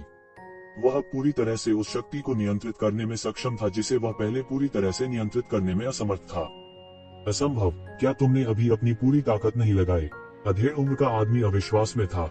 उसे विश्वास नहीं हो रहा था कि ये ज़िवेन, जो लगातार उसके हमलों का सामना करने में सक्षम था, ने अपनी पूरी ताकत का उपयोग नहीं किया। अगर ऐसा था तो वह क्या था? यह सही है, आप मुझे गहन मृत्यु क्षेत्र की वास्तविक शक्ति से परिचित कराने की कोशिश कर रहे थे। ये ज़िवेन मुस्कुराए। उसके शरीर की आभा धीरे धीरे बढ़ती और फूटती रही। ऐसा लग रहा था जैसे वह अपनी सीमा तक पहुंच गया हो और लगातार टूट रहा हो। आपने एक मार्शल पथ अवतार की निंदा की है। इस समय बूढ़ा हैरान रह गया। वह एक नजर में बता सकता था कि ये ज़िवेन ने एक मार्शल पाथ अवतार की निंदा की थी। कोई और संभावना नहीं थी। उसकी आंखें अचानक सदमे से भर गईं। यह ज्ञात होना चाहिए कि गहन मृत्यु चरण के विशेषज्ञों में से भी कुछ ही ऐसे थे जो एक मार्शल डाउ अवतार बना सकते थे। जो लोग एक मार्शल अवतार को कम करने में सक्षम थे, वे सभी ऐसे लोग थे जिनके पास महान सौभाग्य था, महान आकस्मिक मुठभेड़ें थीं, या चौंकाने वाली प्रतिभा थी। हालांकि जून डिंगटियन सहित कई लोगों ने एक मार्शल पाथ अवतार की निंदा की थी, लेकिन सच्चाई यह थी कि 10,000 लोगों में से केवल एक ही था जो एक मार्शल पाथ अवतार को संघनित कर सकता था। पहले जून डिंगटियन और अन्य को 10,000 प्रतिभाओं में से एक कहा जा सकता था। असंभव! भले ही आप गंभीर मौत के चरण में कदम रखने के लिए पर्याप्त भाग्यशाली थे, आपके मार्शल अवतार के लिए उसी स्तर तक उठना असंभव है। यहाँ तक अगर आप अपनी ताकत को थोड़ा बढ़ाने में कामयाब रहे, तो यह आज आपके भाग्य को नहीं बदलेगा। अधेड़ उम्र के आदमी का चेहरा द्वेषपूर्ण और विकृत होने लगा। वह पूरी तरह से हड़बड़ा गया। ये ज़िवेन की तुलना में उनके पास वास्तव में गर्व करने के लिए कुछ भी नहीं था। उन्हें अपनी ताकत और कौशल पर गर्व था, लेकिन ये ज़िवेन के सामने गर्व करने लायक कुछ भी नहीं था। वे जानते थे कि ये ज़िवेन पहले से ही एक मार्शल आर्ट अवतार की निंदा कर चुकी थी, लेकिन उन्होंने परवाह नहीं की। वह गहन जीवन क्षेत्र के चरम पर था, और भले ही उसने एक मार्शल आर्ट अवतार की निंदा की हो, फिर भी वह उनके लिए एक मैच नहीं होगा। हालांकि अगर यह एक गहन मृत्यु चरण विशेषज्ञ होता जिसने एक मार्शल पथ अवतार बनाया होता, तो स्थिति पूरी तरह से अलग होती। एक बार कोशिश करने के बाद आपको पता चल जाएगा। ये ज़िवेन ठंडेपन से मुस्कुराए। एक पल में वह पहले ही उसके सामने दौड़ पड़ा। एक शक्तिशाली संवेग के साथ उसकी तलवार सीधे नीचे दब गई। हाँ, वह नीचे नहीं गिरा, बल्कि सीधे नीचे दबा दिया। यह एक शक्तिशाली तलवार गति थी। तलवार के अपरंपरागत होने की कोई आवश्यकता नहीं थी। यह सीधे एक अलौकिक की अत्याचारी ताकत से नीचे गिर गया। उसकी ताकत शुरू करने के लिए पहले से ही बेहद शक्तिशाली थी और चरम प्रारंभिक गहन मृत्यु अवस्था में युवक से नीच नहीं थी। अब जब वह समान ताकत के एक मार्शल अवतार के साथ जुड़ गया था, तो कोई भी कल्पना कर सकता था कि वह कितना शक्तिशाली था। टकराना, एक जोरदार विस्फोट के साथ अधेड़ उम्र के आदमी के शरीर की रक्षा करने वाला इंद्रधनुषी पुल इंच दर इंच फटने लगा, टुकड़े टुकड़े हो गया। ये ज़िवेन की तलवार की रोशनी अभी कम नहीं हुई थी। केवल भयानक तलवार के दबाव ने अधेड़ उम्र के आदमी की रक्षा करने वाले इंद्रधनुषी पुल को पूरी तरह से चकनाचूर कर दिया था। ऐसा प्रतीत नहीं होता कि दोनों पक्ष एक ही क्षेत्र में अस्तित्व में हैं। यह कैसे संभव है? यह कैसे हो सकता है? अधेड़ उम्र के व्यक्ति के चेहरे पर अभी भी अविश्वास के भाव थे। ये ज़िवेन का मार्शल अवतार वास्तव में प्रोफाउंड डेथ स्टेज तक पहुंच गया था, अन्यथा यह इतना शक्तिशाली नहीं होता। लेकिन अगर वह इस स्तर तक सुधार करना चाहता है, तो पर्याप्त समय के बिना पर्याप्त शक्ति को परिवर्तित करना असंभव होगा। उस पुरुष ने यह कैसे किया? हालांकि इससे कोई फर्क नहीं पड़ता कि वह कितना हैरान था। ये ज़िवेन ने पहले ही कुछ ऐसा कर दिया था जो उसे असंभव लगता था। मैं इसे तुम्हारे साथ लड़ूंगा। उसने सीधे अपना मुंह खोला और एक विशाल गर्जना की, जो पूरे आकाश में प्रकाश की किरणों में बदल गई। फिर उसका पूरा शरीर अद्भुत प्रकाश के फटने से फट गया, जो एक विशाल इंद्रधनुषी पुल में बदल गया और आकाश को पार कर गया, सीधे यक्षिवेन के सामने धधक रहा था। बस इतना ही है तुम्हारे पास, तुम सब मरो, यज़िवेन ने उपहास किया और आसमान से उतरी। तलवार की रोशनी नीचे दब गई और उसकी युद्ध शक्ति सीमा तक बढ़ गई। टकराना। अधेड़ उम्र के व्यक्ति का यक्षिवेन से कोई मुकाबला नहीं था। एक यज़िवेन का सामना करने पर भी उसका पलड़ा भारी था। हालांकि जब दो यज़िवेन के फ्यूजन का सामना करना पड़ रहा था, तो वह उसके लिए पूरी तरह से कोई मुकाबला नहीं था। अधेड़ उम्र का आदमी सीधे तोप के गोले की तरह उड़ गया। यह बेहद भयानक था और एक विशाल इंद्रधनुष को फाड़ते हुए पूरी तरह से शून्य जगह पर पूरी तरह से फट गया था। इतना मजबूत, हे भगवान, यज़िवेन जिसे अभी अभी दबाया जा रहा था, अचानक इतना शक्तिशाली हो गया है। क्या यह एक विशेषज्ञ है जिसने एक मार्शल अवतार की निंदा की है? कोई आश्चर्य नहीं। मेरे गुरु ने एक बार कहा था कि यदि आप एक ऐसे विशेषज्ञ से मिलते हैं जिसने एक मार्शल अवतार को संघनित किया है, तो इसके बारे में सोचे भी नहीं, तुम्हें जल्दी से भाग जाना चाहिए। उसी दायरे में वे अजेय हैं। उनका मैच कोई नहीं हो सकता। वे सभी स्वर्ग के गौरव हैं और उनके पास स्वर्ग का आशीर्वाद है। सामान्य लोगों के लिए एक मार्शल अवतार को संक्षिप्त करने में सक्षम होने के लिए महान ज्ञान, महान दृढ़ता और महान भाग्य अपरिहार्य थे। यह लगभग कहा जा सकता है कि वे स्वर्ग के गौरव थे, अद्वितीय थे और उनके पास स्वर्ग का आशीर्वाद था। बेशक अगर दोनों ने एक मार्शल अवतार की निंदा की, तो यह देखा जा सकता था कि असली बेटा कौन था और गोद लिया बेटा कौन था।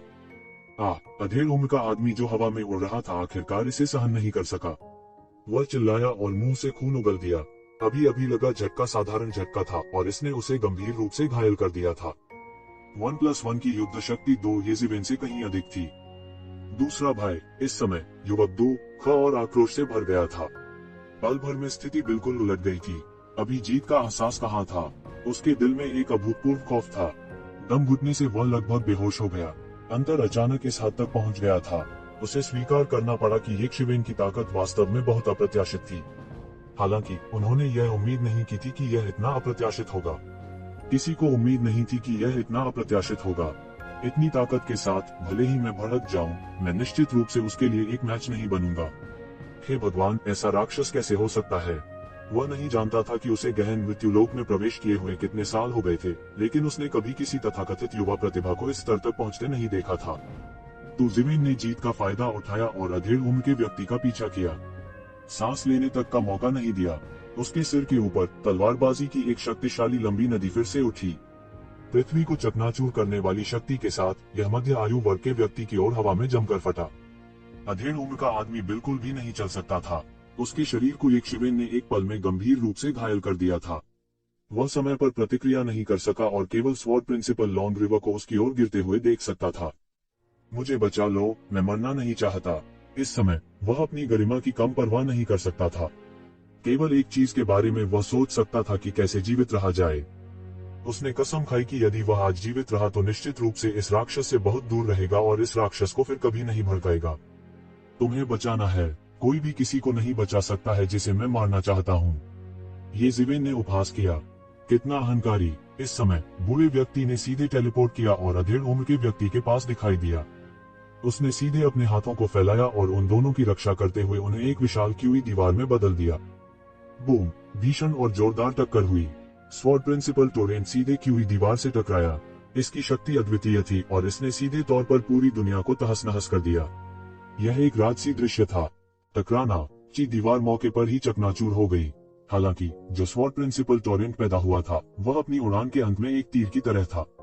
यह बूढ़े आदमी द्वारा आसानी से प्राप्त किया गया था। बूढ़े आदमी का चेहरा थोड़ा लाल था और उसकी सांसें भारी हो गई थी। हालांकि उसे पिछला हमला झेलना पड़ा था, लेकिन संभावना थी कि वह अच्छा महसूस नहीं कर रहा था। यज़िवेन हैरान थी। हालांकि वे दोनों प्रारंभिक गहन मृत्यु क्षेत्र के चरम पर थे, यह बूढ़ा स्पष्ट रूप से मध्यम आयु वर्ग के व्यक्ति से अधिक शक्तिशाली था। केवल यही एक व्यक्ति था जिसे यज़िवेन नहीं हरा सकती थी। आखिरकार वह आरंभिक गहन मृत्यु क्षेत्र के शिखर पर नहीं पहुंचा था। यदि उनके पास मार्शल पथ अवतार नहीं होता तो वे ऐसे अस्तित्व के लिए उपयुक्त नहीं होते। हालांकि बूढ़ा उसे नहीं मार सकता था, यह सच था कि वह बूढ़े को नहीं मार सकता था। हालांकि यह केवल एक धारणा थी। उन्होंने पहले से ही अपने मार्शल पथ अवतार की निंदा की थी, इसलिए सब कुछ पहले से ही अलग था।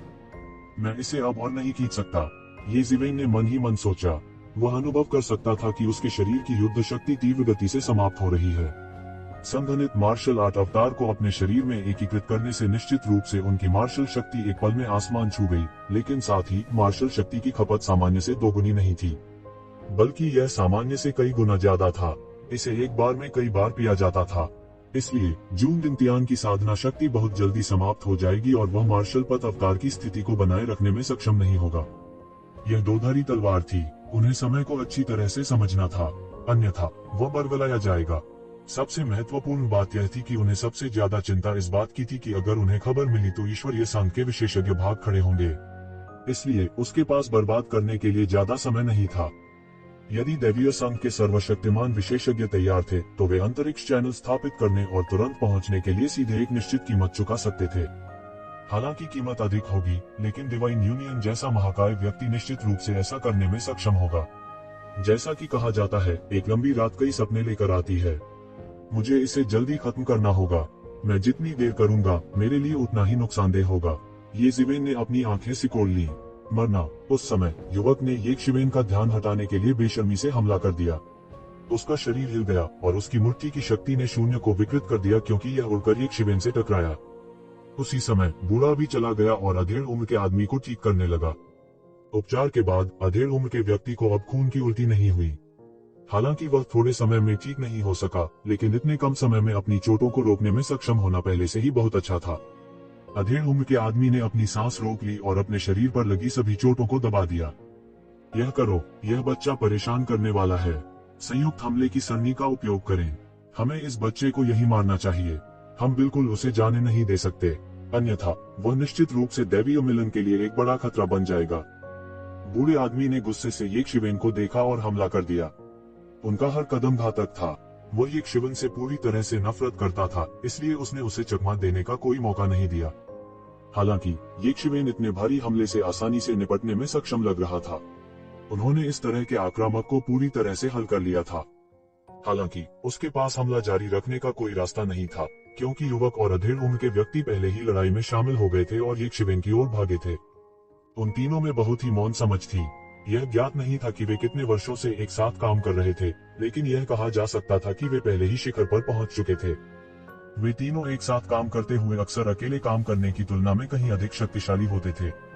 हालांकि इसकी तुलना येशिवेन के मार्शल पाथ क्लोन से नहीं की जा सकती थी। यह एक बहुत ही उत्कृष्ट संयुक्त आक्रमण तकनीक थी। सबसे महत्वपूर्ण बात यह है कि मार्शल पाथ क्लोन की तुलना में, जिसमें बहुत अधिक ऊर्जा की खपत होती है, वे अधिक समय तक बने रह सकते हैं। ये येशिवेन के मार्शल पाथ क्लोन के गायब हो जाने के बाद वे पहले ही उसे वही मारने का मन बना चुके थे। भाड़ में जाओ। स्वर्गीय कियाओ तीन बुजुर्ग एक व्यक्ति की तरह थे, क्योंकि उन्होंने एक विशाल हाथ बनाया था जो आकाश को ढकता था और एक लंबे इंद्रधनुषी पुल के साथ लाया था जो येशिवेन की ओर दुर्घटनाग्रस्त हो गया था। अधेड़ उम्र का आदमी अकेला नहीं था जो ग्रेट रेनबो ब्रिज हैंड को जानता था। यह भी कहा जा सकता है कि वे तीनों इसे जानते थे। साथ ही शून्य पूरी तरह से विकृत हो गया था। यह उस अधेड़ उम्र के व्यक्ति द्वारा इस्तेमाल किए गए ग्रेट रेनबो ब्रिज हैंड की शक्ति से कहीं अधिक अत्याचारी था। मुझे मार दो। तुम अभी भी नहीं समझ पाए हो कि शिकारी कौन है और शिकार कौन है। येशिवेन ने तिरस्कार पूर्वक उपहास किया और सीधे अपने हाथ में एक सुनहरी तलवार पकड़ ली। एक शक्तिशाली तलवार की आभा कांपुर थी, जिसमें शानदार तलवारबाजी थी, और अचानक ग्रेट रेनबो ब्रिज हैंड की ओर विस्फोट हो गया। Boom! Great rainbow bridge hand को काटकर पतली हवा में उड़ा दिया गया था।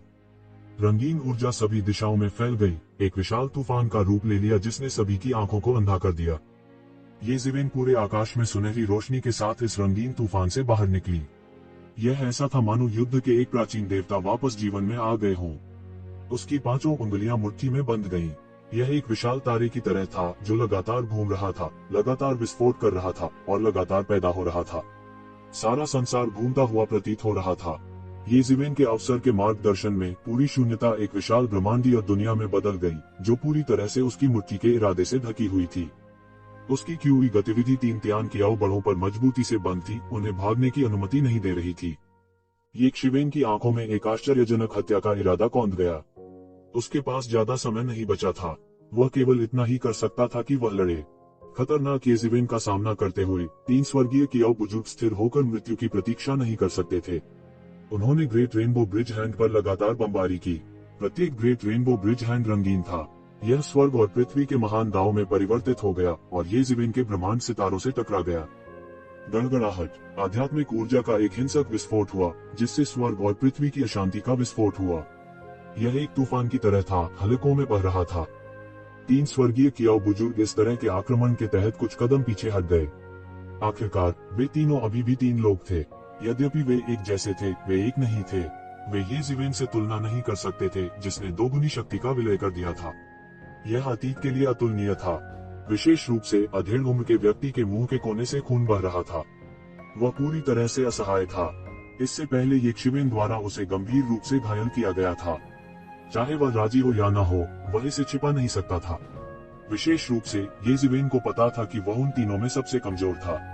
हर चाल उन्हीं पर लक्षित थी और लगातार उनकी नाजुक रक्षा को प्रभावित करती थी। वह यह भी कहना चाहता था कि येजिवेन नीच था, लेकिन वास्तव में एक सामान्य व्यक्ति पहले कमजोर बिंदु को तोड़ना पसंद करेगा, और वह यह कमजोर बिंदु बन गया था। लानत है, धिक्कार है। वह दहाड़ता रहा और उसकी आंखें लाल थीं। वह एक घायल जानवर की तरह था जिसे यक्षिवेन ने एक हताश स्थिति में धकेल दिया था। येजिवेन ने एक लंबी गर्जना की और उसके पीछे टेम्पेस्ट के पंख पूरी तरह से खुल गए। उनका फिगर लगातार आसमान में टिमटिमाता था, लेकिन यह अप्रत्याशित था। उसके सिर के ऊपर यिन यांग लाइफ एंड डेथ डायग्राम लगातार घूम रहा था। उसके लिए यिन यांग लाइफ एंड डेथ फोर्स को बदल रहा था और उसके मार्शल आर्ट अवतार के पतन में देरी कर रहा था। वह इन तीनों को एक और मौका नहीं देगा। यह कहा जा सकता है कि वह धमकी दे रहा था।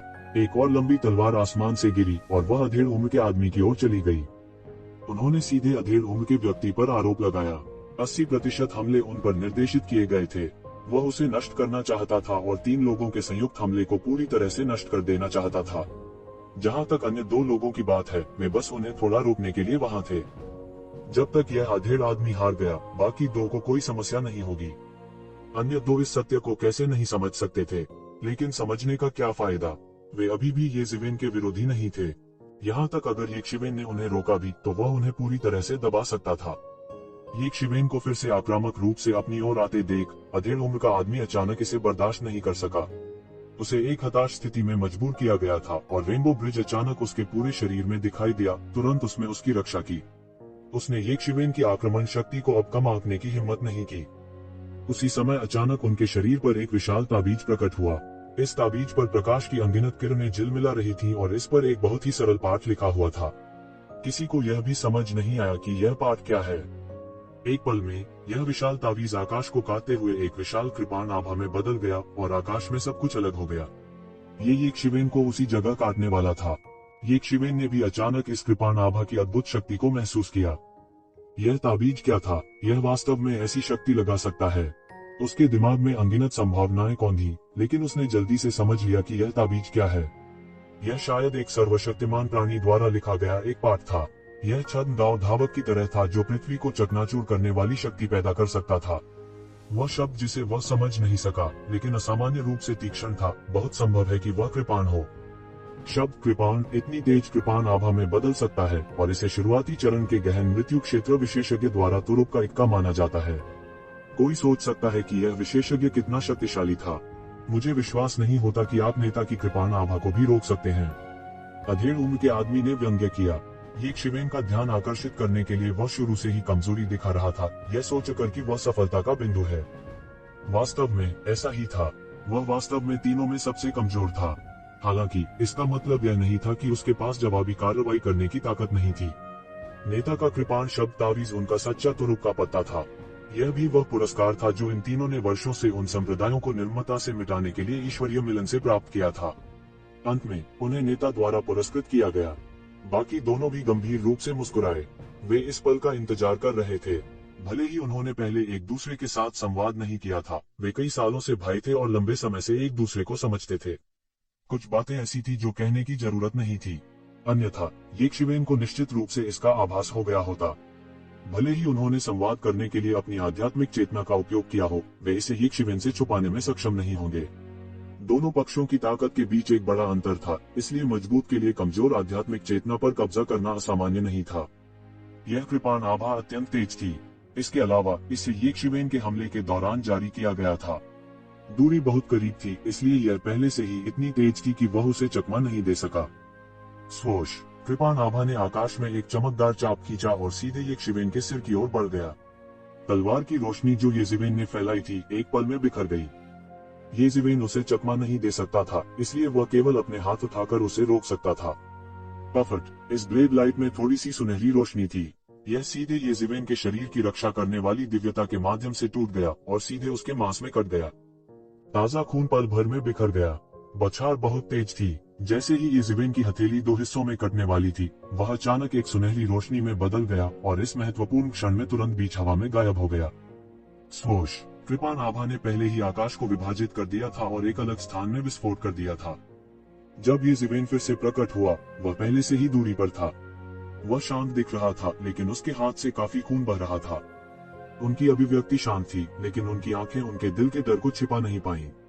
अगर वह समय रहते चकमा नहीं देता तो उसका पूरा हाथ मौके पर ही उड़ जाता, यहाँ तक कि उसका सिर भी उड़ा दिया गया होता। इस कृपाण की शक्ति विस्मयकारी थी। यह इमेजेंस इमॉर्टल एक्सटर्मिनेटिंग सेबर की शक्ति से कमतर नहीं था। वास्तव में यह और भी अत्याचारी था। ऐसा लग रहा था जैसे उसने दुनिया के नायकों को कम आंका हो। हालांकि उनकी अभिव्यक्ति और भी दृढ़ हो गई।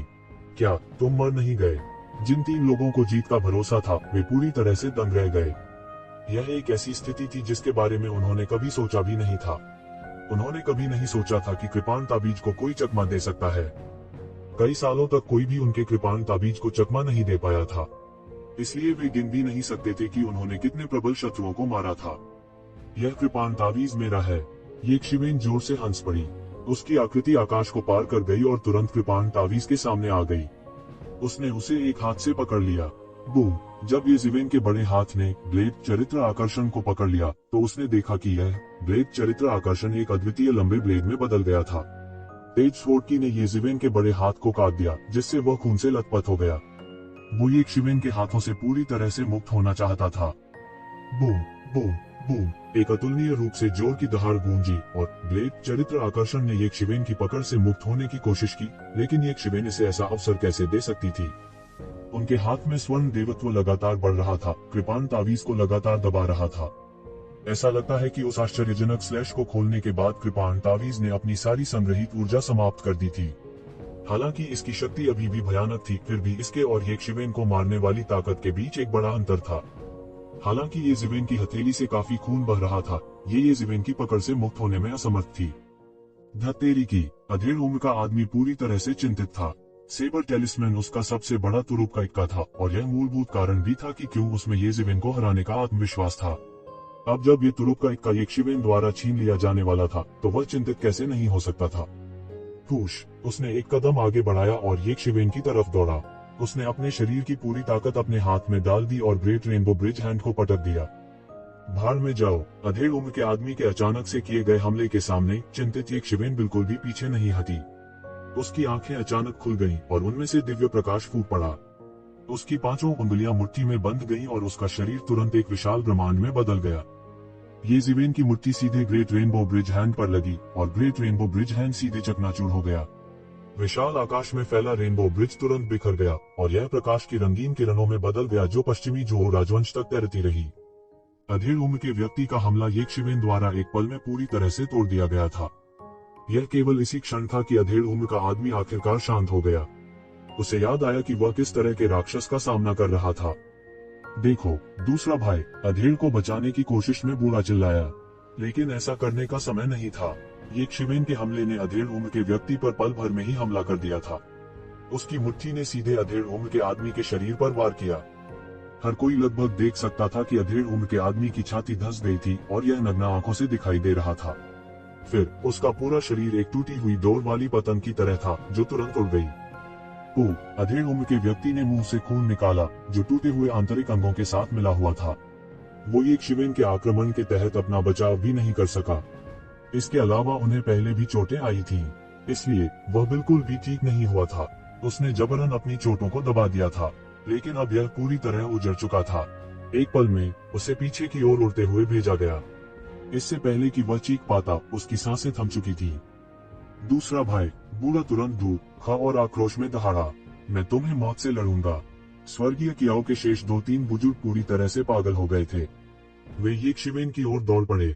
वे अपने पूरे जीवन में बेहद अहंकारी रहे। यह अज्ञात था कि उन्होंने कितने लोगों को मार डाला था। यह कहा जा सकता है कि उन पर खून का कर्ज था। हालांकि उसने कभी नहीं सोचा था कि वह एक दिन उनके नक्शे कदम पर चलेगा और दूसरों के द्वारा मारा जाएगा। हालांकि इस बात की परवाह किए बिना कि वे इसे स्वीकार कर सकते हैं या नहीं, अधेड़ उम्र के व्यक्ति की मृत्यु ने पहले ही एक लोहे से ढके तथ्य का पूर्वाभास कर दिया था। यदि वे अभी भी शांत होते तो वे कुछ निर्णय लेने में सक्षम होते। हालांकि वे पहले ही पागल हो चुके थे। येज़ेबेल ने उनके उन भाइयों को मार डाला था जो इतने सालों से भाइयों की तरह थे। उन्हें जो सदमा लगा होगा उसकी कल्पना की जा सकती है। वास्तव में यह केवल अस्वीकार्य था। अधेड़ की मौत के साथ ही तीनों का सहज सहयोग भी पल भर में टूट गया। वे तीनों वर्तमान येशविन के साथ मुश्किल से मुकाबला कर सकते थे, लेकिन अब उनमें से केवल 2 ही बचे थे। यह एक लीकी जहाज के बराबर था। यह केवल कमजोर था। मार डालो, उसे मार डालो। धिक्कार है, उसने वास्तव में दूसरे भाई को मार डाला। ऐसा लग रहा था कि वे दोनों पागल हो गए हैं और येशविन की ओर दौड़ पड़े। उनके हाथों ने ग्रेट रेनबो ब्रिज हैंड को उड़ा दिया, जो एक विशाल रेनबो ब्रिज में आपस में जुड़ा हुआ था, सीधे ऊपर जा रहा था। येज़ेबेल ने उन दोनों की ओर देखा भी नहीं जो अब शक्तिशाली नहीं थे।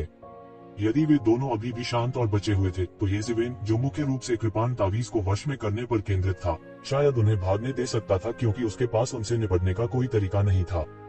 हालांकि चूंकि वे दोनों अपनी मौत को अदालत में पेश करना चाहते थे, येशविन जरा भी नरमी नहीं बरतेगी। उसने अचानक एक हाथ से शून्य को फाड़ दिया। एक पल में इंद्रधनुष के पुल सीधे अलग हो गए। वे उसकी सुनहरी दिव्यता द्वारा संघनित सुरक्षा कवच के करीब जाने में पूरी तरह से असमर्थ थे। इस वक्त उनकी ताकत का परचम भी साफ नजर आ रहा था। बूम! बूढ़ा हिल गया और बार बार पीछे हट गया। एक नजर में उसके और येशविन के बीच का अंतर स्पष्ट था। इस हमले ने भी उसे पूरी तरह से होश में ला दिया था और उसे तीव्र महसूस कराया था। उसने अपने और येशविन के बीच की खाई को पूरी तरह से जान लिया था। यह बिल्कुल स्वर्ग और पृथ्वी जैसा था। पहले उसने केवल तरकीन रूप से कार्य किया था, हालांकि अब बहुत देर हो चुकी थी। येज़ेबेल उन्हें जरा सा भी मौका नहीं देंगे। यदि वह जड़ों को नहीं हटाता, तो वसंत की हवा चलने पर खरपतवार फिर से उगाते। किसी भी मामले में उसने पहले ही दैवीय संघ को पूरी तरह से नाराज कर दिया था, इसलिए इससे कोई फर्क नहीं पड़ा। पूछ! येज़ेबेल के हाथ की लंबी तलवार सीधे पलटी और उसके शरीर में घुस गई। फिर यह तुरंत तलवार की चमक में बदल गया और बाहर निकल गया। पफट! बूढ़ा बिल्कुल भी प्रतिक्रिया नहीं कर सका और मौके पर ही उसके 2 टुकड़े हो गए। येज़ेबेल की हरकतें बहुत तेज थी, इतनी तेज कि बूढ़ा भी समय पर प्रतिक्रिया नहीं दे सका। उसके पास अपनी गहन मृत्यु क्षेत्र शक्ति को प्रकट करने का समय नहीं था, बस दम घुट रहा था। हालांकि येज़ेबेल की गति के सामने, जो चरम सीमा तक बढ़ गई थी, उसकी ताकत इतनी हास्यास्पद लग रही थी। उसके शरीर की सारी शक्ति पूरी तरह से रूपांतरित हो चुकी थी और ये येज़ेबेल की परिवर्तन की महान तकनीक द्वारा अवशोषित कर ली गई थी। जैसे जैसे वह लड़े, यह उनके मार्शल पाथ अवतार के पूरक के रूप में बस मजबूत और मजबूत होता जा रहा था। उसके पूरे शरीर की राक्षसी आभा विशाल आकाश में फैल गई, जिससे वह एक दानव भगवान की तरह दिखने लगा। हालांकि रहस्यमय क्षेत्र में दानव जाति उतनी भयावह नहीं थी, जितनी की प्राचीन बैरेंस महाद्वीप में थी। बड़े भाई, युवक की आंखें और भी लाल हो गईं। उसकी मुठ्ठियां फूट पड़ी, आकाश को इंद्रधनुषों से भर दिया। वे मौके पर ही निकल गए और उन्माद में नाच रहे राक्षसों के समूह की तरह येशविन की ओर लपके। इस असामान्य स्थिति में उसने जो ताकत दिखाई वह पहले से भी ज्यादा अत्याचारी थी। हालांकि इसका कोई फायदा नहीं हुआ। येशविन ने सीधे तौर पर उन्हें पूरी तरह से नष्ट कर दिया। येशविन पहले ही अपना धैर्य खो चुके थे।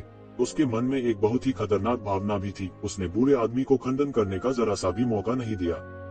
वह अपने हाथ में ब्लेड तावीज पकड़े हुए था, लेकिन उसके पास कोई अच्छा विचार नहीं था। यदि उसके पास सील तावीज होता तो सब कुछ आसान हो जाता। हालांकि अभी सील तावीज का उपयोग अंधेरे के भगवान के भौतिक शरीर में ओरिजिन स्पिरिट को सील करने में मदद करने के लिए किया गया था। इसलिए अगर वह इसे दबाना चाहता था तो वह इसे धीरे धीरे ही ले सकता था। अब सबसे जरूरी बात स्वर्गीय कियाओ के 3 बुजुर्गों में से तीसरे को पूरी तरह से मारना था। युवक ने अपने दांत पीस लिए और येशविन की तरफ देखा। इस समय वह शांत लग रहा था। वो निश्चित रूप से येशविन के लिए मैच नहीं था। यदि यह जारी रहा तो स्वर्गीय कियाओ 3 बुजुर्गों का आज यहाँ पूरी तरह से नाश हो जाएगा। स्विश! वह सीधे घूमा और दूरी में उड़ गया। उसका दिल अत्यधिक घृणा से भर गया था और उसे येशविन का चेहरा गहराई से याद था। अगर मौका मिलता तो वह इस आदमी के टुकड़े टुकड़े जरूर कर देता। जाने की कोशिश कर रहे हैं। अब बहुत देर हो चुकी है। येशविन ने युवक की आंखों में घृणा देखी कि किसी वजह से वह युवक को भागने नहीं दे सका। आकाश कैद तकनीक, यहाँ रहो! येशविन जोर से चिल्लाए। उसकी उंगली नीचे गिर गई और एक विशाल पिंजरे में तब्दील हो गई। ऐसा लग रहा था मानो सारा आसमान कैद हो गया हो। युवक बचना चाहता था, लेकिन उसने तुरंत अपने शरीर के चारों ओर की जगह को एक पल में कैद होते हुए महसूस किया।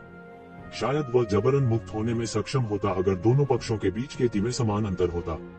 हालांकि येज़ेबेल की तुलना में जिन्होंने एक मार्शल पथ अवतार की निंदा की थी, अंतर बहुत अधिक था। इस प्रकार वह सीधे जमे हुए थे और बस हिल नहीं सकते थे। टकराना, विरोध करना तो दूर, वह हिल भी नहीं पा रहा था। वो येज़ेबेल के हाथों एक पल में मर गया। उसने वास्तव में यह किया। जासूसों में से एक पूरी तरह से कांप रहा था। वह बस कल्पना नहीं कर सकता था कि दिव्य संघ के लोग वास्तव में एक ही व्यक्ति द्वारा मारे जाएंगे। पहले येज़ेबेल के दृष्टिकोण से उन्होंने सोचा था कि सबसे अच्छा परिणाम केवल एक ही था, और वह था लड़ने और उसके बाद भागने में सक्षम होना। जहां तक दैवीय संघ के लोगों के वध की बात है, उन्होंने इसके बारे में कभी सोचा भी नहीं था। यह कैसे संभव हो सकता है? हालांकि ठीक यही हुआ था। वे कैसे अचंभित नहीं हो सकते थे जब कुछ ऐसा हुआ जो असंभव होना चाहिए था। वह मानव नहीं है। उसी क्षेत्र के विशेषज्ञों को उसके द्वारा मुर्गियों और कुत्तों की तरह मार डाला गया था। हाँ, ऐसा लगता है कि उसने गहन मृत्यु क्षेत्र में प्रवेश किया है। इसलिए वह शुरुआत में अपनी स्वयं की शक्ति को पूरी तरह से नियंत्रित करने में सक्षम नहीं था। जैसे जैसे समय बीतता गया, वह अपनी शक्ति को नियंत्रित करने में अधिक से अधिक सक्षम होता गया। 3 बुजुर्ग स्वर्ग और कियाओ उसके सामने कुछ भी नहीं थे। वे बस एक ही दुनिया से नहीं थे। हे भगवान, मुझे डर है कि उसका नाम वास्तव में पूरी रहस्यमय दुनिया को हिला देगा। बहुत से लोग हैं जो दिव्य संघ के खिलाफ जाने की हिम्मत रखते हैं, और कई लोग ऐसे भी हैं जो ऐसा करने की क्षमता रखते हैं। हालांकि जिन लोगों में ऐसा करने की हिम्मत और ताकत दोनों है, वे फीनिक्स पंख और यूनिकॉर्न सींग जितने दुर्लभ हैं। अब ऐसा नाम मिस्टीरियस वर्ल्ड के पावर हाउस की सूची में जुड़ जाएगा। हाँ, ईश्वरीय मिलन इस बार पागल हो जाएगा। देखो, वो हमारी दिशा में देख रहा है। अचानक जासूसों में से एक ने पाया कि एक शिवेन ने उन पर ऐसे नजर डाली थी जैसे वह उन्हें चेतावनी दे रहा हो। अचानक वे डर के मारे चुप हो गए। वे कैसे अनुमान नहीं लगा सकते थे कि एक शिवेन ने उन्हें पहले ही पहचान लिया था। ये देखने के बाद कैसे वे डर से कांप नहीं सकते थे कि कैसे येज़ेबेल ने दिव्य मिलन के विशेषज्ञों का वध किया था। सौभाग्य से ऐसा लगता है कि एक शिवेन को उनका वध करने में ज्यादा दिलचस्पी नहीं थी। वह पागल नहीं था जो विभिन्न महान शक्तियों का पूरी तरह से अपमान करना चाहता था, जो इन जासूसों का प्रतिनिधित्व करते थे। परवाह किए बिना हर कोई जानता था कि इस लड़ाई के बाद येज़ेबेल का नाम पूरी रहस्यमयी दुनिया को हिला देगा। जब उन्होंने युद्ध के निशान देखे तो वे घबरा गए और उत्तेजित हो गए। दर्जनों पीक प्रोफाउंड लाइफ स्टेज विशेषज्ञ और 3 पीक प्रारंभिक डीप डेथ स्टेज विशेषज्ञ गिर चुके थे। यहाँ तक दैवीय मिलन जैसा महापुरुष भी इस तरह के नुकसान से काम जाएगा। यहाँ तक दैवीय मिलन को भी इस तरह के नुकसान की भरपाई के लिए कई साल खर्च करने होंगे। इस अवधि के दौरान उनके दुश्मन और भी तेज गति से आगे बढ़ेंगे। उनके और ईश्वरीय मिलन के बीच की खाई को थोड़ा थोड़ा करके चौड़ा किया जाएगा। भले ही ईश्वरीय संघ अन्य शक्तियों से अलग था और मुख्य रूप से मिस्टीरियस लाइफ रियलम विशेषज्ञों की भर्ती की गई थी, लेकिन दर्जनों मिस्टीरियस लाइफ रियलम विशेषज्ञों को ढूंढना आसान नहीं था। जिन विशेषज्ञों का उन्होंने खुद पालन पोषण किया, उन्होंने केवल सही रास्ते पर प्रवेश किया था। येज़ेबेल के नाम ने इस वजह से दुनिया को हिलाकर रख दिया था। क्या तुम लोगों ने सुना है? दिव्य संघ के लोगों को लगता है कि हाल ही में एक बड़ा नुकसान हुआ है। यह सिर्फ एक बड़ा नुकसान नहीं है। उन्होंने गहन जीवन स्तर के दर्जनों चोटी के विशेषज्ञों को खो दिया है। गहन जीवन चरण और 3 गहन मृत्यु चरण विशेषज्ञों का उल्लेख करना तो दूर की बात है। यह बस एक बहुत बड़ा नुकसान है। वे इसके लायक हैं। इन लोगों को सिर्फ इसलिए अत्याचारी तरीके से कार्य करने के लिए किसने कहा क्योंकि वे शक्तिशाली हैं। अब समय आ गया है कि कोई उनसे निपटने के लिए सामने आए। हमेशा कोई होगा जो उनसे डरता नहीं है। दिव्य संघ इन सभी वर्षों में अत्याचारी रहा है। हालांकि बहुत से लोग उनसे डरते थे, लेकिन इससे भी अधिक लोग थे जो विभिन्न कारणों से उनसे घृणा करते थे। उस व्यक्ति का नाम फिर से क्या था? मुझे लगता है कि उसे नाइट रेड कहा जाता था। कितना दुस्साहसी है। हालांकि ईश्वरीय मिलन घृणित है, इस बात से इनकार नहीं किया जा सकता है कि ईश्वरीय मिलन में अनगिनत विशेषज्ञ हैं। इस साथी की हिम्मत साधारण नहीं है। उसके पास वास्तव में दिव्य संघ के लोगों पर हमला करने की हिम्मत थी। उद्धरण चिन्ह, येज़ेबेल कहाँ से आया था? कहा जाता है कि वह 1000 साल का भी नहीं है और उसे युवा पीढ़ी की उत्कृष्ट प्रतिभा माना जाता है। ऐसा व्यक्ति शायद रहस्यमय दुनिया के युद्ध क्षेत्र में भी अजेय होगा। दुश्मन के रूप में इस तरह के गहन मृत्यु चरण विशेषज्ञ के साथ मुझे डर है कि ईश्वरीय संघ के लोगों को भारी सिरदर्द होगा। अफवाहों के अनुसार पूरी हुआन दुनिया में येज़ेबेल का नाम गूंजने में देर नहीं लगी। यहाँ तक हुआन वर्ल्ड, जिसमें कई विशेषज्ञ थे, उस स्तर तक नहीं पहुंचे थे जहां वे एक गहन मृत्यु क्षेत्र विशेषज्ञ की पूरी तरह से अवहेलना कर सकें। यदि यह कहा जाता था कि गहन जीवन चरण विशेषज्ञ गहन दुनिया के सामान्य शासक थे, तो गहन मृत्यु चरण विशेषज्ञ गहन दुनिया के सच्चे शासक थे। इन लोगों में से किसी एक को सर्वोच्च स्तर का अस्तित्व कहा जा सकता था और उनके लिए खुद को राजा या पूर्वज कहना मुश्किल नहीं था। वास्तव में यदि वह गहन दुनिया में नहीं होता तो वह बिना किसी दबाव के आसानी से किसी भी दुनिया के कई क्षेत्रों पर शासन कर सकता था। अभी तक ऐसे दुर्जय अस्तित्व केवल उन वृद्ध वरिष्ठ जनों के थे जो वर्षों से प्रसिद्ध थे। युवा पीढ़ी के बीच ऐसा कुछ ही अस्तित्व प्रतीत होता था। कोई भी कल्पना कर सकता है कि एक शिवेन इस बार सुर्खियों में थी। अतीत में भले ही कोई अपरिचित गहरा मृत्यु चरण विशेषज्ञ अचानक प्रकट हुआ हो, यह आमतौर पर दूसरी दुनिया का एक प्रसिद्ध पूर्वज होगा जिसने गहन दुनिया में प्रवेश किया था। ये शिवेन जितना युवा किसी को देखना बेहद दुर्लभ था। कई लोगों ने ये शिवेन की पहचान का अनुमान लगाना शुरू कर दिया, खासकर जब से ये शिवेन हमेशा मार्शल संप्रदाय के करीब रहे थे। कई लोगों ने यह भी अनुमान लगाया कि ये शिवेन इस पीढ़ी में मार्शल संप्रदाय के सबसे उत्कृष्ट शिष्यों में से एक थे। मार्शल संप्रदाय की अमर विरासत के रूप में, जिसने कभी कई सम्राट और देवता स्तर के विशेषज्ञ पैदा किए थे, हर कोई मार्शल संप्रदाय की ताकत को जानता था। यहाँ तक जो लोग उनके साथ नहीं थे, उनके पास यह स्वीकार करने के अलावा कोई विकल्प नहीं था कि मार्शल संप्रदाय के पास वास्तव में ऐसे उत्कृष्ट व्यक्ति का पोषण करने की क्षमता थी। हालांकि उन्होंने जल्दी से इस संदेह को दूर कर दिया, क्योंकि निर्देशकों की ओर से कोई हलचल नहीं हुई थी। यदि वह वास्तव में मार्शल संप्रदाय का शिष्य था तो उनके पास इसका खंडन करने का कोई कारण नहीं था और इसे इनकार करने की कोई आवश्यकता नहीं थी। भले ही उन्होंने दैवीय संघ को पूरी तरह से नाराज कर दिया हो, दैवीय संघ अत्यंत शक्तिशाली मार्शल संप्रदाय के लिए गहन दुनिया का स्थानीय अत्याचारी था। समग्र रूप से मार्शल संप्रदाय की तुलना में ईश्वरीय संघ तुलना में फीका पड़ गया। वास्तव में ऐसे व्यक्ति का शिष्य कौन था?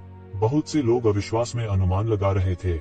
इन सभी चर्चाओं के सामने दिव्य मिलन हंसी का पात्र बनने वाला था। वे बस गुस्से में थे।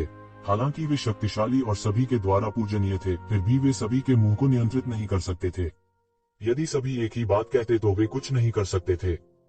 इसलिए इस आदमी को मिटाने का सबसे अच्छा उपाय था जिसने ईश्वरीय मिलन को बहुत शर्मसार कर दिया था। चाहे वह उसकी आत्मा हो या उसका शरीर, उसे पूरी तरह से मिटाना था। यही एक तरीका था जिससे वे ईश्वरीय मिलन की लाज को धो सकते थे। बहुत जल्द दिव्य संघ के लोगों ने एक वांछित नोटिस जारी किया। जो कोई भी इस दुस्साहसी बच्चे को पकड़ सकता है उसे दैवीय संघ द्वारा भारी पुरस्कृत किया जाएगा। यहाँ तक अगर वे केवल जानकारी प्रदान करते हैं तो वे एक बड़ा इनाम प्राप्त करने में सक्षम होंगे। दैवीय मिलन द्वारा प्रदान किए गए पुरस्कारों के सामने बहुत से लोग बेचैन होने लगे। हालांकि एक गहन मृत्यु अवस्था विशेषज्ञ से निपटना मुश्किल होगा जो प्रारंभिक चरण के 3 गहन मृत्यु चरण विशेषज्ञों को हरा सकता है, उसे मारना असंभव नहीं था। यदि वे इतने बड़े इनाम के लिए उसका सिर बदल सकते हैं तो यह कई पुराने शैतानों के लिए बेहद आकर्षक होगा जो कई वर्षों से एकांतवास में थे। गहन मृत्यु क्षेत्र के विशेषज्ञ देवता बनने से केवल एक कदम दूर थे। हालांकि यह कदम बादलों और कीचड़ के बीच के अंतर जैसा था। अगर वे यह कदम उठाना चाहते हैं तो उन्हें न केवल अवसरों और प्रेरणा की आवश्यकता होगी। सबसे महत्वपूर्ण बात यह है कि उन्हें एक निश्चित स्तर पर धकेलने के लिए भारी मात्रा में संसाधनों की आवश्यकता होगी। एक पल में पूरी रहस्यमयी दुनिया में उथल पुथल मच गई। इसे अब तक का सबसे सनसनीखेज मामला कहा जा सकता है। अगर कोई था जिसकी तुलना इस मामले से की जा सकती थी तो वह जून डिंगटियन थे। जून डिंगटियन से एक देवता के पुनर्जन्म की खबर फैलते ही पूरी रहस्यमयी दुनिया हैरान रह गई। सभी के साथ ऐसी अफवाहें थीं कि कोई वास्तव में एक देवता का पुनर्जन्म था। हालांकि अफवाहें सिर्फ अफवाहें ही रहीं। कुछ लोगों का पर्दाफाश भी किया गया था और उन्हें झूठा पाया गया था। इसलिए हर कोई वास्तव में वर्षों से इस तरह की अफवाहों का आदी हो गया था। उनके लिए यह केवल यह साबित करता है कि इस व्यक्ति के पास असाधारण प्रतिभा है। हालांकि इसका मतलब यह नहीं था कि वह वास्तव में एक देवता का पुनर्जन्म था। अन्यथा इतने वर्षों के बाद और इतने सारे लोगों के बारे में अफवाहें होने के कारण इस अंतर को भरने के लिए कितने देवता गिरे होंगे। एक नजर और कोई बता सकता है कि यह असंभव था। शायद इन मिश्रित और नकली अफवाहों के बीच वास्तव में एक देवता का पुनर्जन्म था। हालांकि वे सभी मिश्रित और नकली अफवाहों से डूब गए थे। हालांकि यह कई लोगों द्वारा पहचाना गया था। इसने प्रमुख ताकतों के नेताओं को भी चिंतित कर दिया। यह विशेष रूप से उन विशेषज्ञों के लिए था जो अपने डीएओ को साबित करने और देवता बनने का लक्ष्य रखते थे। यह केवल अद्वितीय आकर्षण था। यदि वे इसे हासिल कर सकते हैं, देवता की विरासत को विरासत में लेने का जिक्र नहीं है, तो इस देवता ने अपने ताव को कैसे साबित किया, इसका अनुभव अतुलनीय रूप से आकर्षक होगा। हालांकि इसे पूरी तरह से कॉपी करना असंभव था, यहाँ तक कि एक देवता की प्रक्रिया का उपयोग करके अपने डीएओ को सिद्ध करने से अकल्पनीय लाभ होगा। प्रमुख ताकतों के नेताओं के लिए जो हाफ सटीक डीएओ कन्फर्मिंग दायरे से केवल एक कदम दूर थे, यह बस पागलपन था। यह बहुत संभावना थी कि उनके पास ऐसे अवसर की कमी थी। अब जब ऐसा अवसर उनके द्वार पर दस्तक दे रहा था, तो वे ऐसे प्रलोभन का विरोध कैसे कर सकते थे। नतीजतन कई प्रसिद्ध, कुछ अज्ञात, कुछ सक्रिय, कुछ एकांत वाले और कुछ पुराने राक्षस जिन्हें कई वर्षों से मृत माना जाता था, सभी केवल एक लक्ष्य जून डिंगटियन के साथ निकल पड़े। कोई भी ऐसे अस्तित्व को जाने नहीं देना चाहेगा। ये शिवेन इतने सारे लोगों को भागने और मारने में सक्षम होने का मुख्य कारण यह घटना थी। कई गहन मृत्यु क्षेत्र विशेषज्ञ जो मूल रूप से बाहर प्रतीक्षा कर रहे थे, उन्हें जून डिंगटियन का शिकार करने के लिए दूर स्थानांतरित कर दिया गया। इसने ये शिवेन को पूरी हुआन दुनिया को चौंका देने का मौका दिया। ये शिवेन जून डिंगटियन की मौत से डरने वाली नहीं थी, वह जून डिंगटियन की मौत से नहीं डरता था। अन्यथा इतने सारे विशेषज्ञों के साथ यहाँ तक कि शिवेन के पास एक खूनी लड़ाई लड़ने और बच निकलने के अलावा कोई दूसरा रास्ता नहीं होता। जब से यह खबर सामने आई, यह जल्दी ही हुआन वर्ल्ड में सुर्खियां बन गई। जब तक यह एक निश्चित स्तर के विशेषज्ञ थे, वे इस मामले पर ध्यान देंगे। देवता बनने की आशा के सामने कोई भी हार मानने को तैयार नहीं था। कई पुराने राक्षस जो कई वर्षों से दुनिया में नहीं चले थे, एक के बाद एक बाहर आ गए थे। कुछ समय के लिए इन बूढ़े राक्षसों के प्रयासों के साथ साथ कई वर्षों से खामोश पड़ी कई खबरें भी सामने आई थी। 10,000 साल पहले या यहाँ तक कि दसियों हजार साल पहले के कई प्रभावशाली व्यक्ति इस समय फिर से प्रकट हुए थे, जिससे वर्तमान प्रमुख बलों के विशेषज्ञों पर गंभीर दबाव पड़ा। कई साल पहले के ये पुराने राक्षस, भले ही उन्होंने कोई चाल न चली हो, बस वहीं खड़े रहने से उनके पास एक अतुलनीय निवारक शक्ति थी। वे एक ही दायरे में उन लोगों के बीच लगभग अजेय थे। उनके कौशल का संचय जादुई शक्ति के एक अविश्वसनीय स्तर तक पहुंच गया था। हर जगह ऐसे लोग थे जो बेहतर नहीं जानते थे और इन मनमौजी पुराने राक्षसों को नाराज करते थे। इन पुराने राक्षसों द्वारा उनके संप्रदायों को नष्ट किए जाने की खबरें अक्सर आती रहती थी। जुबान वर्ल्ड में यह कहा जा सकता है कि हर कोई घबरा रहा था। इस समय बहुत से लोग वास्तव में समझ गए थे कि वे पहले से ही जुबान की दुनिया के शीर्ष विशेषज्ञ थे। अब ऐसा लग रहा था कि यह इन पुराने राक्षसों द्वारा एकांत में जाने के बाद बनाया गया भ्रम मात्र था। कुछ अत्याचारी विशेषज्ञों को छोड़कर कुछ लोग बिना पलक झपकाए इन पुराने राक्षसों का सामना कर सकते थे। सौभाग्य से हुआन वर्ल्ड के कई विशेषज्ञों ने राहत की सांस ली। जल्द ही खबर आई कि जून डिंगटियन जुबान विश्व युद्ध के मैदान में घुस गया है। ऐसा कहा जाता था कि उसकी ताकत छलांग और सीमा से बढ़ गई थी। कौन जानता था कि यह इन पुराने राक्षसों को डरा नहीं पाया। इसके बजाय ये पुराने राक्षस और भी आश्वस्त थे कि वह एक देवता का पुनर्जन्म था। बहुत से लोग हुआन विश्व युद्ध क्षेत्र में प्रवेश करने के लिए इंतजार नहीं कर सकते थे। एक समय के लिए जुबान विश्व युद्ध क्षेत्र अराजकता में था। विभिन्न कुलों के अत्याचारी बूढ़े राक्षस हर जगह थे। एक समय के लिए जुबान विश्व युद्ध क्षेत्र, जिसकी मूल रूप से जीवित रहने की दर बहुत कम थी, शूरा नरक की तरह और भी अधिक हो गया।